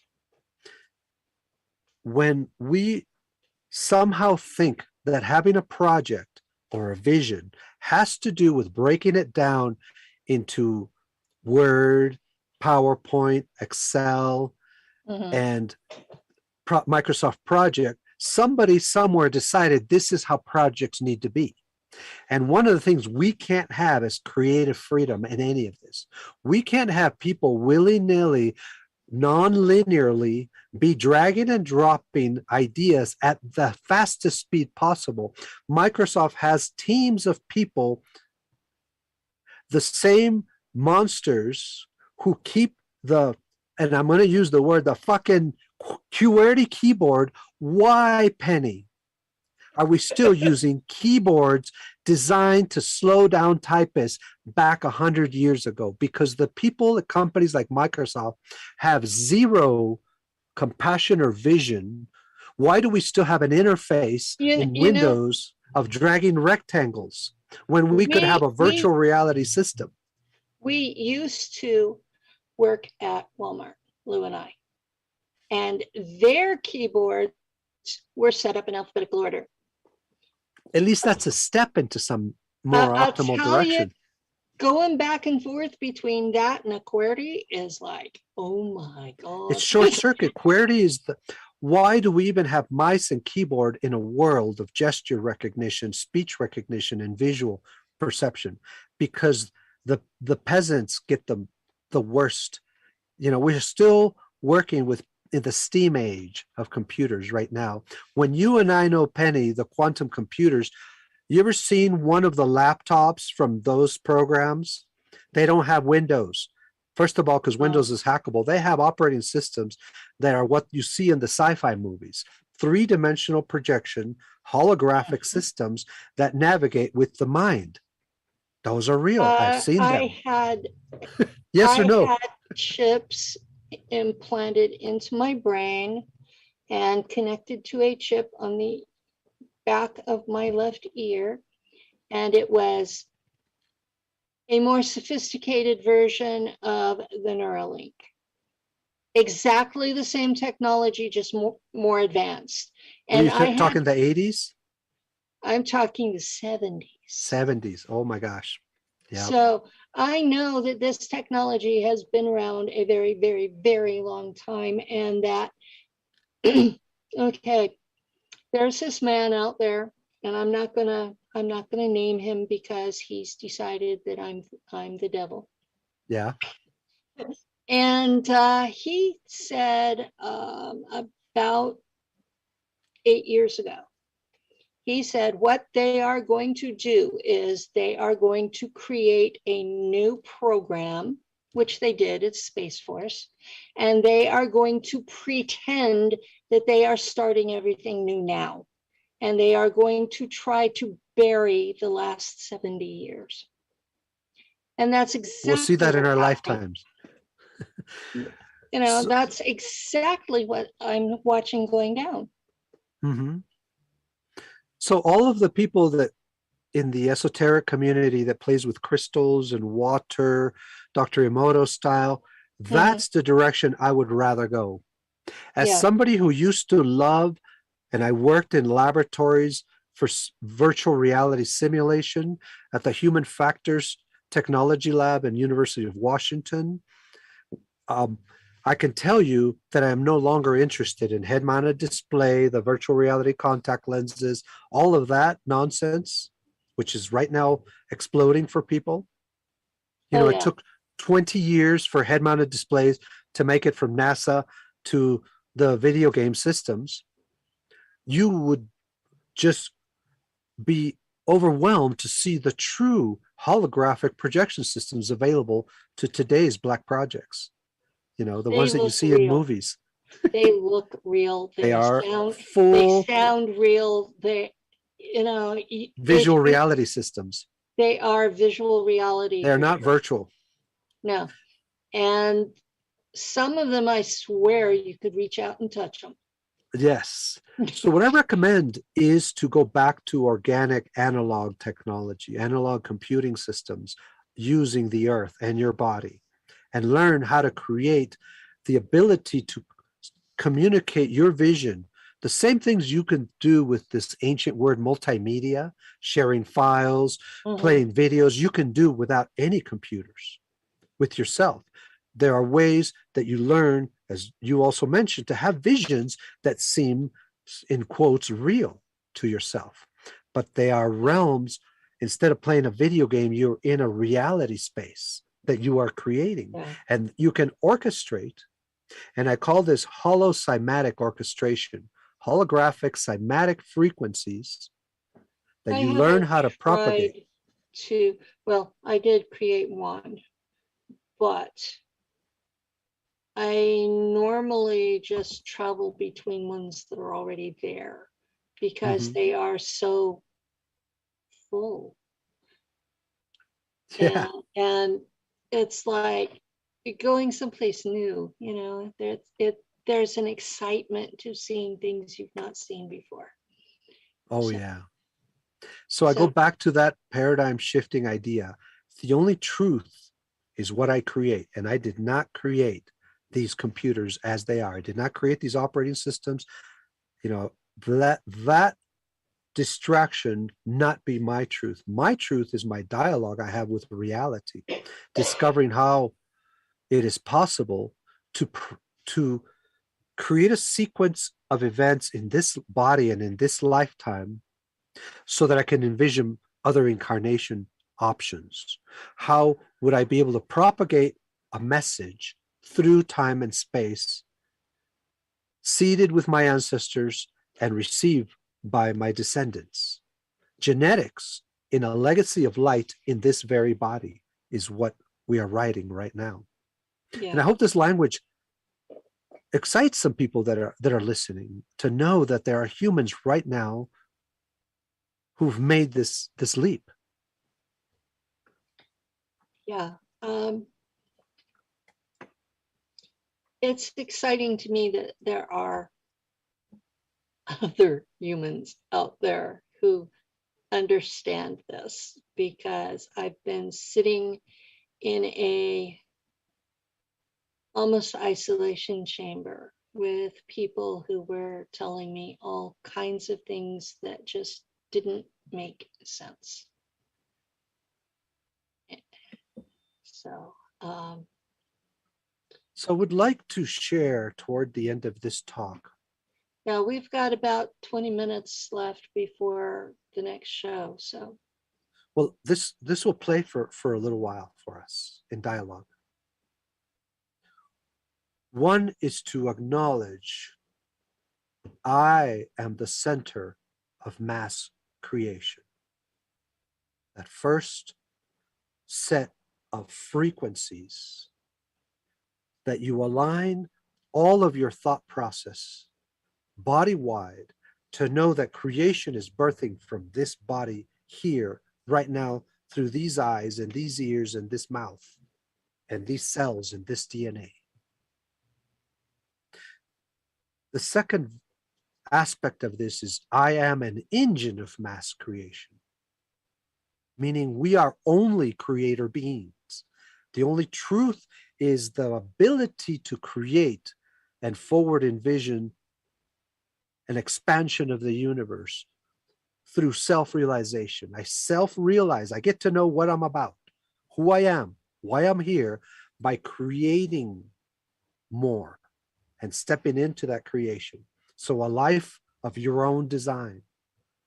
A childhood that one can superposition with and share with your younger self all of the knowledge that you have right now, all of the awakening, illumination that's going through you right now. Send it to your childhood and create a bridge, a quantum Rosen bridge of entangled communication, so that you get the benefit right now of having the childhood that you redesigned as the new truth of what you went through, what you experienced, no matter what you think it was. Knowing that from this point forward, we're inviting humans to awaken to that creative ability. Creator beings, if one could be so forward about, are the highly sought after humans on this planet. Corporations, conscious corporations that are right now being envisioned. It sounds like an oxymoron, military intelligence and conscious corporation, but I'm sharing with you that just like we have a lot of energy still in that matrix world, there are a lot of wealth, conscious energy sources right now focused on the future of humanity, the future of this planet and other planets. I know several, I would put that in dozens of folks who have education, wealth, connections, who are extremely highly conscious. And I'm sure they're in unlikely places. I'm sure they're in the military, some of them. Some of them are in Dubai who's selling oil. Yeah, they're in strategic places and they're making a difference. And they're doing it very quietly. People, unless you know they're doing it, you wouldn't know they were doing it. And Yes. it's just, I sit back and I'm watching them, and some of them have shared with me that they were doing this, and others I've just flat out asked them, I feel that you're doing this, Uh-huh. yes or no, and they freak out at first, and then they're like, they, like I said before, they finally got somebody to hear them. So, it, You see them because you know you are one of those visionaries, Penny. That's how your frequency. The same way we can walk into a corporation right now, not that we would like doing that. Like I spoke to one of the bank managers at my bank at Wells Fargo, and I said, I bet you right now you have these things going on without even looking at your books or your computers. You have accounts being closed. You have very low occupation in your commercial properties. You have a whole different change in your mortgage system because people don't want to mortgage homes, blah, blah, blah. We already know these things. I don't need marketing statistics. Why? yeah, Because I'm tapped in to the many millions of people right now wanting a new kind of lifestyle, a new kind of home. A lot of young couples that no longer will buy a $300,000, $500,000 home and mortgage themselves. They want a house designed with consciousness. well, they can't. They've got themselves mortgaged through school loans already. They don't Yeah, have the resources to buy a third or $500,000 house. And that's right. what gets me is those And they wouldn't same, even if they could. and those same houses were $20,000 when I was in junior high. Oh my gosh. You could actually afford to have a house back in the day and a car. You you could afford to have just the husband working, to have the wife home with 2 or 3 kids, and you could buy a house and a car on what he made. That's what Yeah, it was like when I was in junior high. And it could we're happen. talking, that That's not our was reality anymore, not even close. So I that, want to share, but we can make that happen again. I would say in a very different way. Those of It us who've has to, had the luxury to do self-realization, to take time to do a personal transformation. It's not easy to do when you have a full-time job, when you're taking care of your kids, you have a mm, mortgage and a family. You just don't have the luxury to spend entire years doing this like I've had, like my partners had. yeah, I had the luxury of doing it because I came home from work one day and was paralyzed. Mm-hmm. And I want And to share with so people, that was how I got that luxury. you bought yourself the time because your body had to heal. You had no, Yeah, that's actually a gift within a tragedy, isn't it? yes. And I've been trying, when I see those things, at first I was just freaking out, but then I got to where I was seeing the gift within it. I have had the luxury of doing my own inner work because the body had to heal. I I have I have had the opportunity to speak publicly on radio or YouTube because I was physically unable to hold any other kind of job. And to be honest, when people ask me what I do, I tell them I raise hell on the internet. So you you awaken. So I want to share that those many of those of us who did a lot of pioneering moves 20, 30, 40 years ago, mhm. including I'm including you in this list, we didn't stand still at all. You go back and look at the stuff that was published 20 years ago that I did. You can still find some stuff on the internet from that time. Okay. If So I was guys, do a designing the Google search. Volsahedron 12 years ago, imagine the stuff that I have going on right now. Just like when people say, well, that's kind of new agey. When somebody says that word to me, it's like they're talking about the steam age. Madame Blavatsky. Do you Um, think that world stood still? The consciousness um, world? No, not even close. That's one of the things that surprises me, because I spend time with chaos magicians, and they are so enthralled with that era of the Lima. And I'm like, That's the steampunk age of consciousness to me. yes, it's the steampunk age of consciousness. This is Haven't you guys disclosure right here, right? grown up a little bit? You know, there's stuff happening now. Right now, there are consciousness scientists. Just as exciting and just as in depth as anything that those people came up with. Mm-hmm. And as an engine of mass creation, a while back, I asked in meditation, in deep contemplation, if I was so gifted as a child, self-acknowledged as being gifted, because that's part of your healing. You acknowledge that you were gifted and that you were special, and give that to all your cells. Then what is possible right now if I would have had complete creative freedom and was nurtured and was in a functional family and was able to be in a space to be able to, while my friends were thinking about playing hockey, I was talking just like you about off-world beings when I was 6 and 7. What if I would have had that nurturing, the ability? Well, that's what I'm gifting myself right now. Having the ability to see what I'm going to be able to do, not only in this body, but in future incarnations. And right now, doing the first few steps of that. And right now, we have that broadband vision of what's going on in the world and seeing these amazing trends. Most people are not aware, or there may be, that there are millions of van dwellers right now that were not here 2 years ago. Yes. That there are people who are moving as digital nomads to other countries to buy raw land and to build a dome off grid.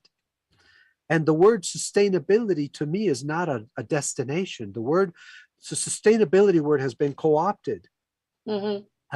I'm more interested in regenerative systems and creator ability.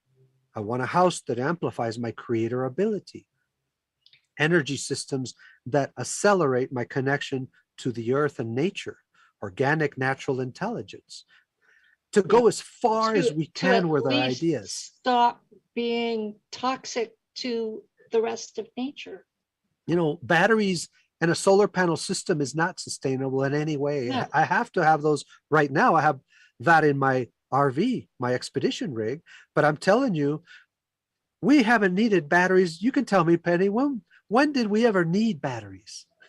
Never. We had in the 60s solutions for no need for any of this. We had solutions to everything, every major problem that we have on the planet now. We had solutions by the time I was born. That's it. And I was born in 55. So when we look at collaborating with other like-minded beings, visualizing technology platforms that right now are being formulated by these groups, a brand new internet, not an internet, that is quantum, that the kind of hardware you might need is crystal water plasma based, no laptop, no screen. You don't even need to look at anything because you can tune in with your third eye, first vision, and be able to collaborate telepathically, but teleempathically, empathically joining. It's not a forceful. Most people think telepathy is a transmission that I force my thoughts on people. Not even. That's the steampunk age of telepathy. That's the steampunk age. I have people try to have telepathy with me, and it feels like they're stomping through my head in army boots. And I just like, ooh, please don't. All of the technologies I hear about, like interfacing with many of the whistleblowers, like Andrew Basaggio and the time control stuff, mm-hmm. Some of the people that are 20 and back, so forth. Let me tell you, people who are excited about med beds as we have them, I would be very careful about putting my body in a one of these med beds until I know that the creators came from love and compassion using organic, Yeah. natural technology. The med beds that I have been privy to in the Black projects, they have a lot of needles, they have saws, they have electrical things, they have EKG connections through your body. They fill up with liquids and then they drain that are acid based.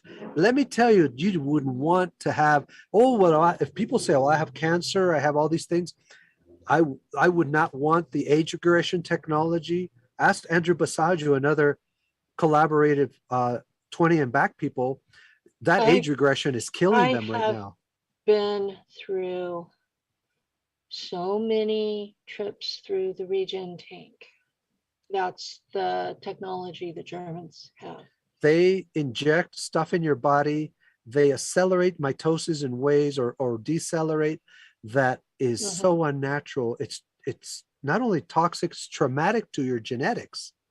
You have to have regen periodically, like every week, because the drugs that they use to enhance your performance destroy your liver.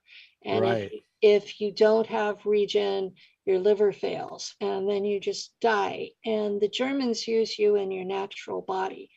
The Americans use you in a clone body, so your natural body isn't as messed up. And your consciousness is fragmented through your clone fractal cells. Yes. What I'm sharing here is to disenchant those in the audience who feel they're waiting for disclosure, waiting for the Black Project tech.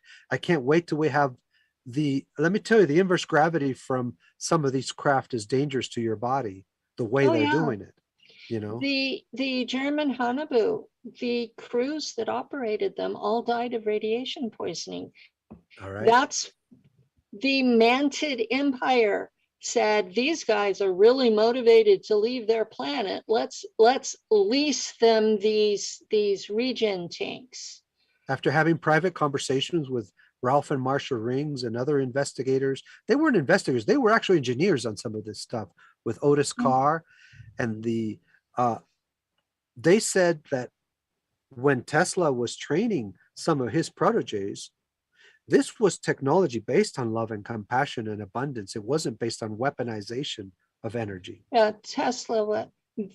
Nikola Tesla was absolutely in the right frame of mind. And there's a lot of material from Tesla that is consciousness based, where his spirituality was at the forefront of his technology.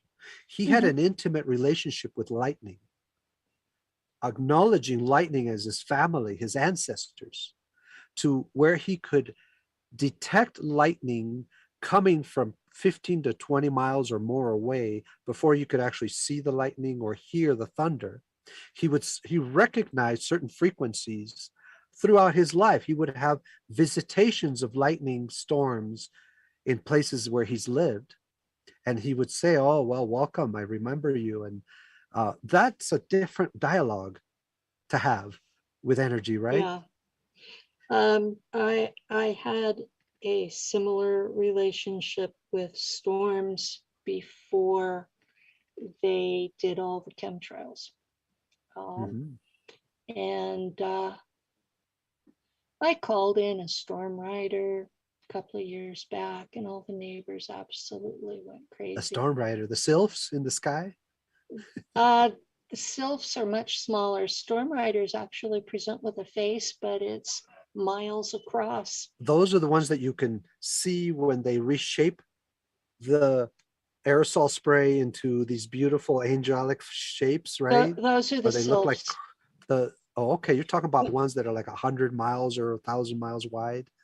Well, the storm they bring in is, but at one end of it, you will see a face in the cloud, and that's the storm rider.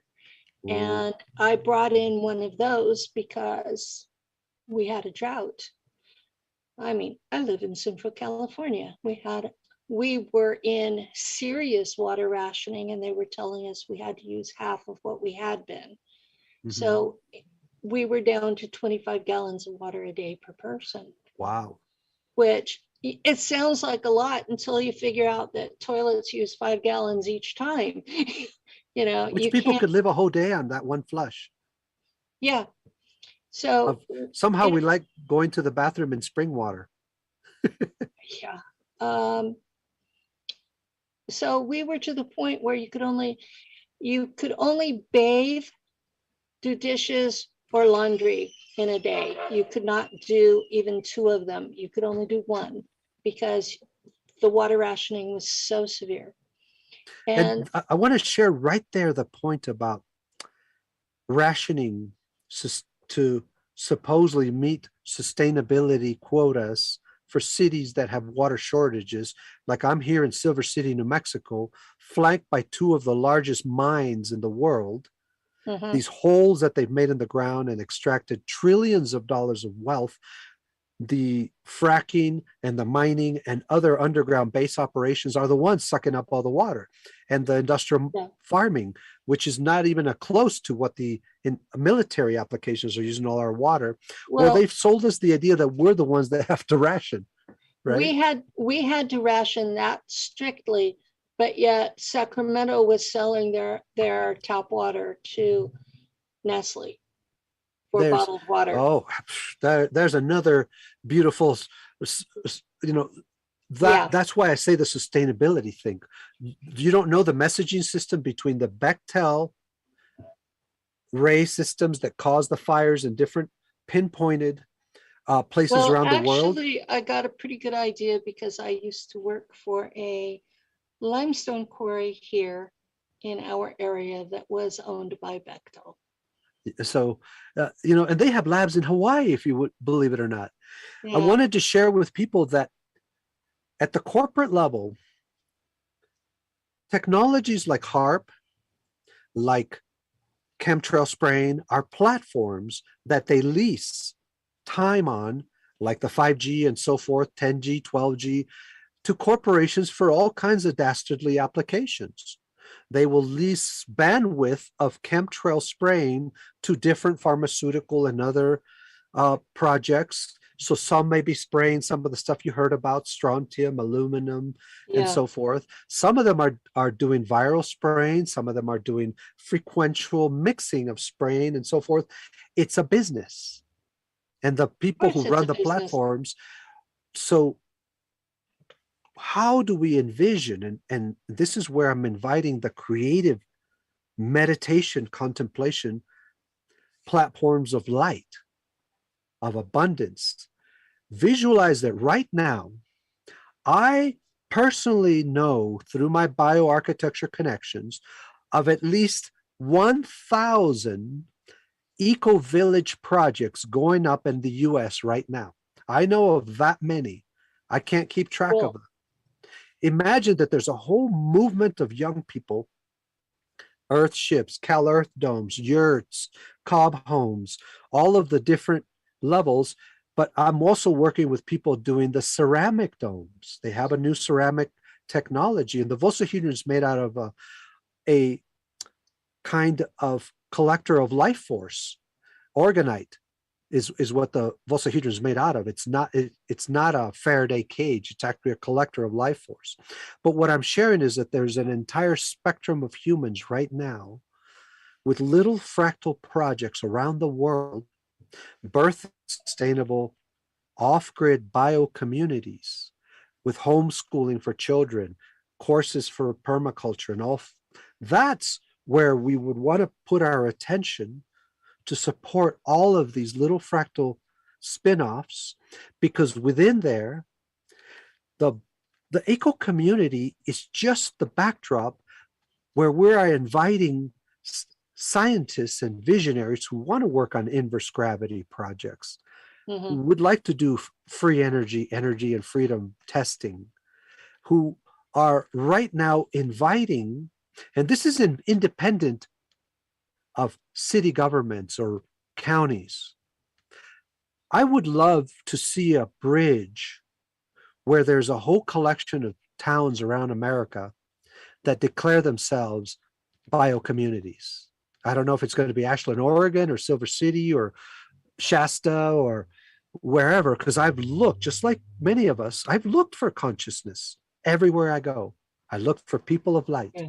and I get to know their projects. I am a deep collaborator. I don't even like the word networking. I like it to be an accelerator. My philanthropy is to share amplification energy.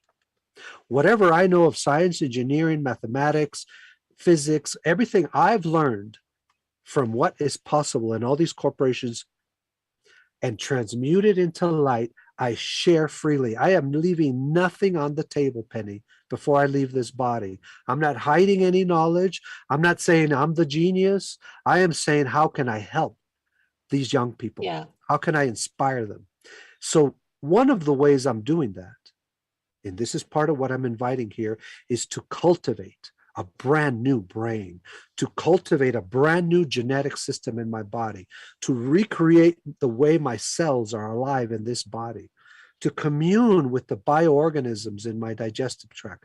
I'm doing that so I can be the kind of human that can work with these new, inspired, advanced masters that are coming into the earth. Have you talked to a 7-year-old lately or a 10-year-old, right?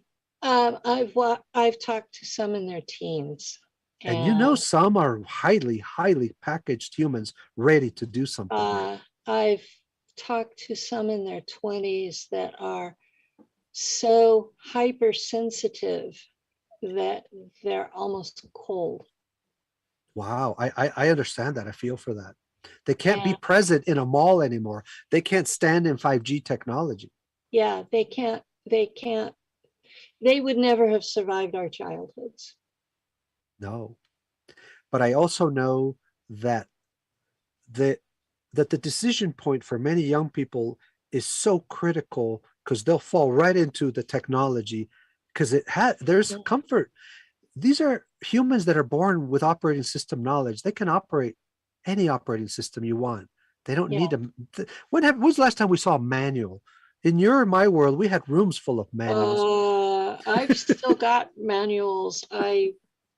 In fact, I have a server and I bought a manual. Oh my gosh, server administration. Ah, that still exists. Systems administration. That's how I used to get into corporate worlds. I used to be the systems administrator for research Well, if labs. you want to come to my house and help me set this thing up, I'd appreciate it because I've looked at that book and just gone, oh. It's horror to me. You know, I'm amazed my own mother, who's 85, sends email and she uses the internet. Somebody who didn't grow up with computers. I'm 66. I'm not some young chick that I used to use a slide rule. So when we get on online systems and try to fill out forms and try to go through procedures, you can feel that crap in your body. It Yes, sucks your energy. It it takes a does. lot for us to try to do something online nowadays. Yeah, it takes a lot for me to do it. And then I've got these people, well, you need to be on this and this and this and this and this and this and this and this and this and this.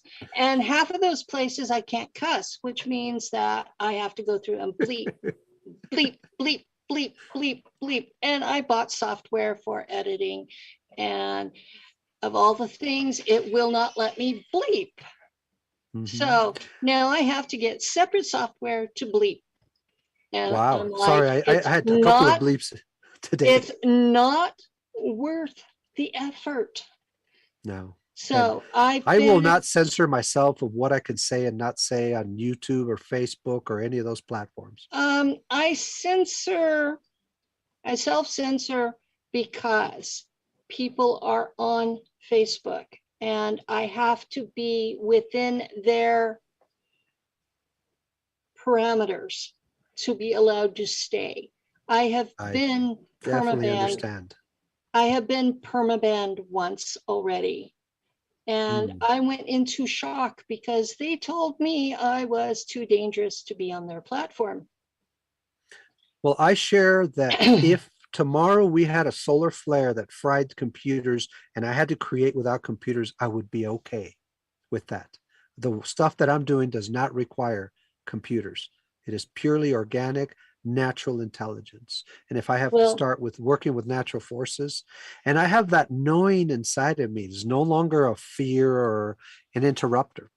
And I'm sharing this for those who would like to visualize what is it like to play in this world of natural intelligence, organic sourcing for your ideas.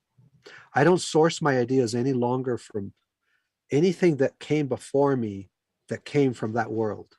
It doesn't well, offer me anything anymore. I'm not I interested in the still latest have, virtual I still, reality, I still have my manual typewriter with an inkwell. which is probably so gratifying to actually write one page on that typewriter. That's Yeah. organic, at least. That's a little bit of analog. It's not even electric. It's totally It manual. feels like an extension of you. Yeah. Thank you. So yeah, I do use Word because if you're going to publish, you have to be using Word for the book company to publish. What I So, do is superposition. At the same time I'm using technology of computing, I am creating entire realms of thought in the organic natural world. I spend a lot more time while I'm typing something up. My brain, my mind is still entangled with that vision of where I'm going. I no longer separate it. we're over time, and Oh my gosh. I don't see Daryl. Did he fall asleep? I know he was taking care of business. Does he finish the call? He's the one that ends it. Yeah. So Ping him or something.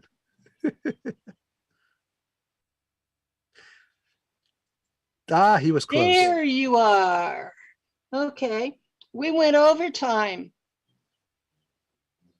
There we You missed go. my It's levitation always good. demonstration and Penny superpositioning example.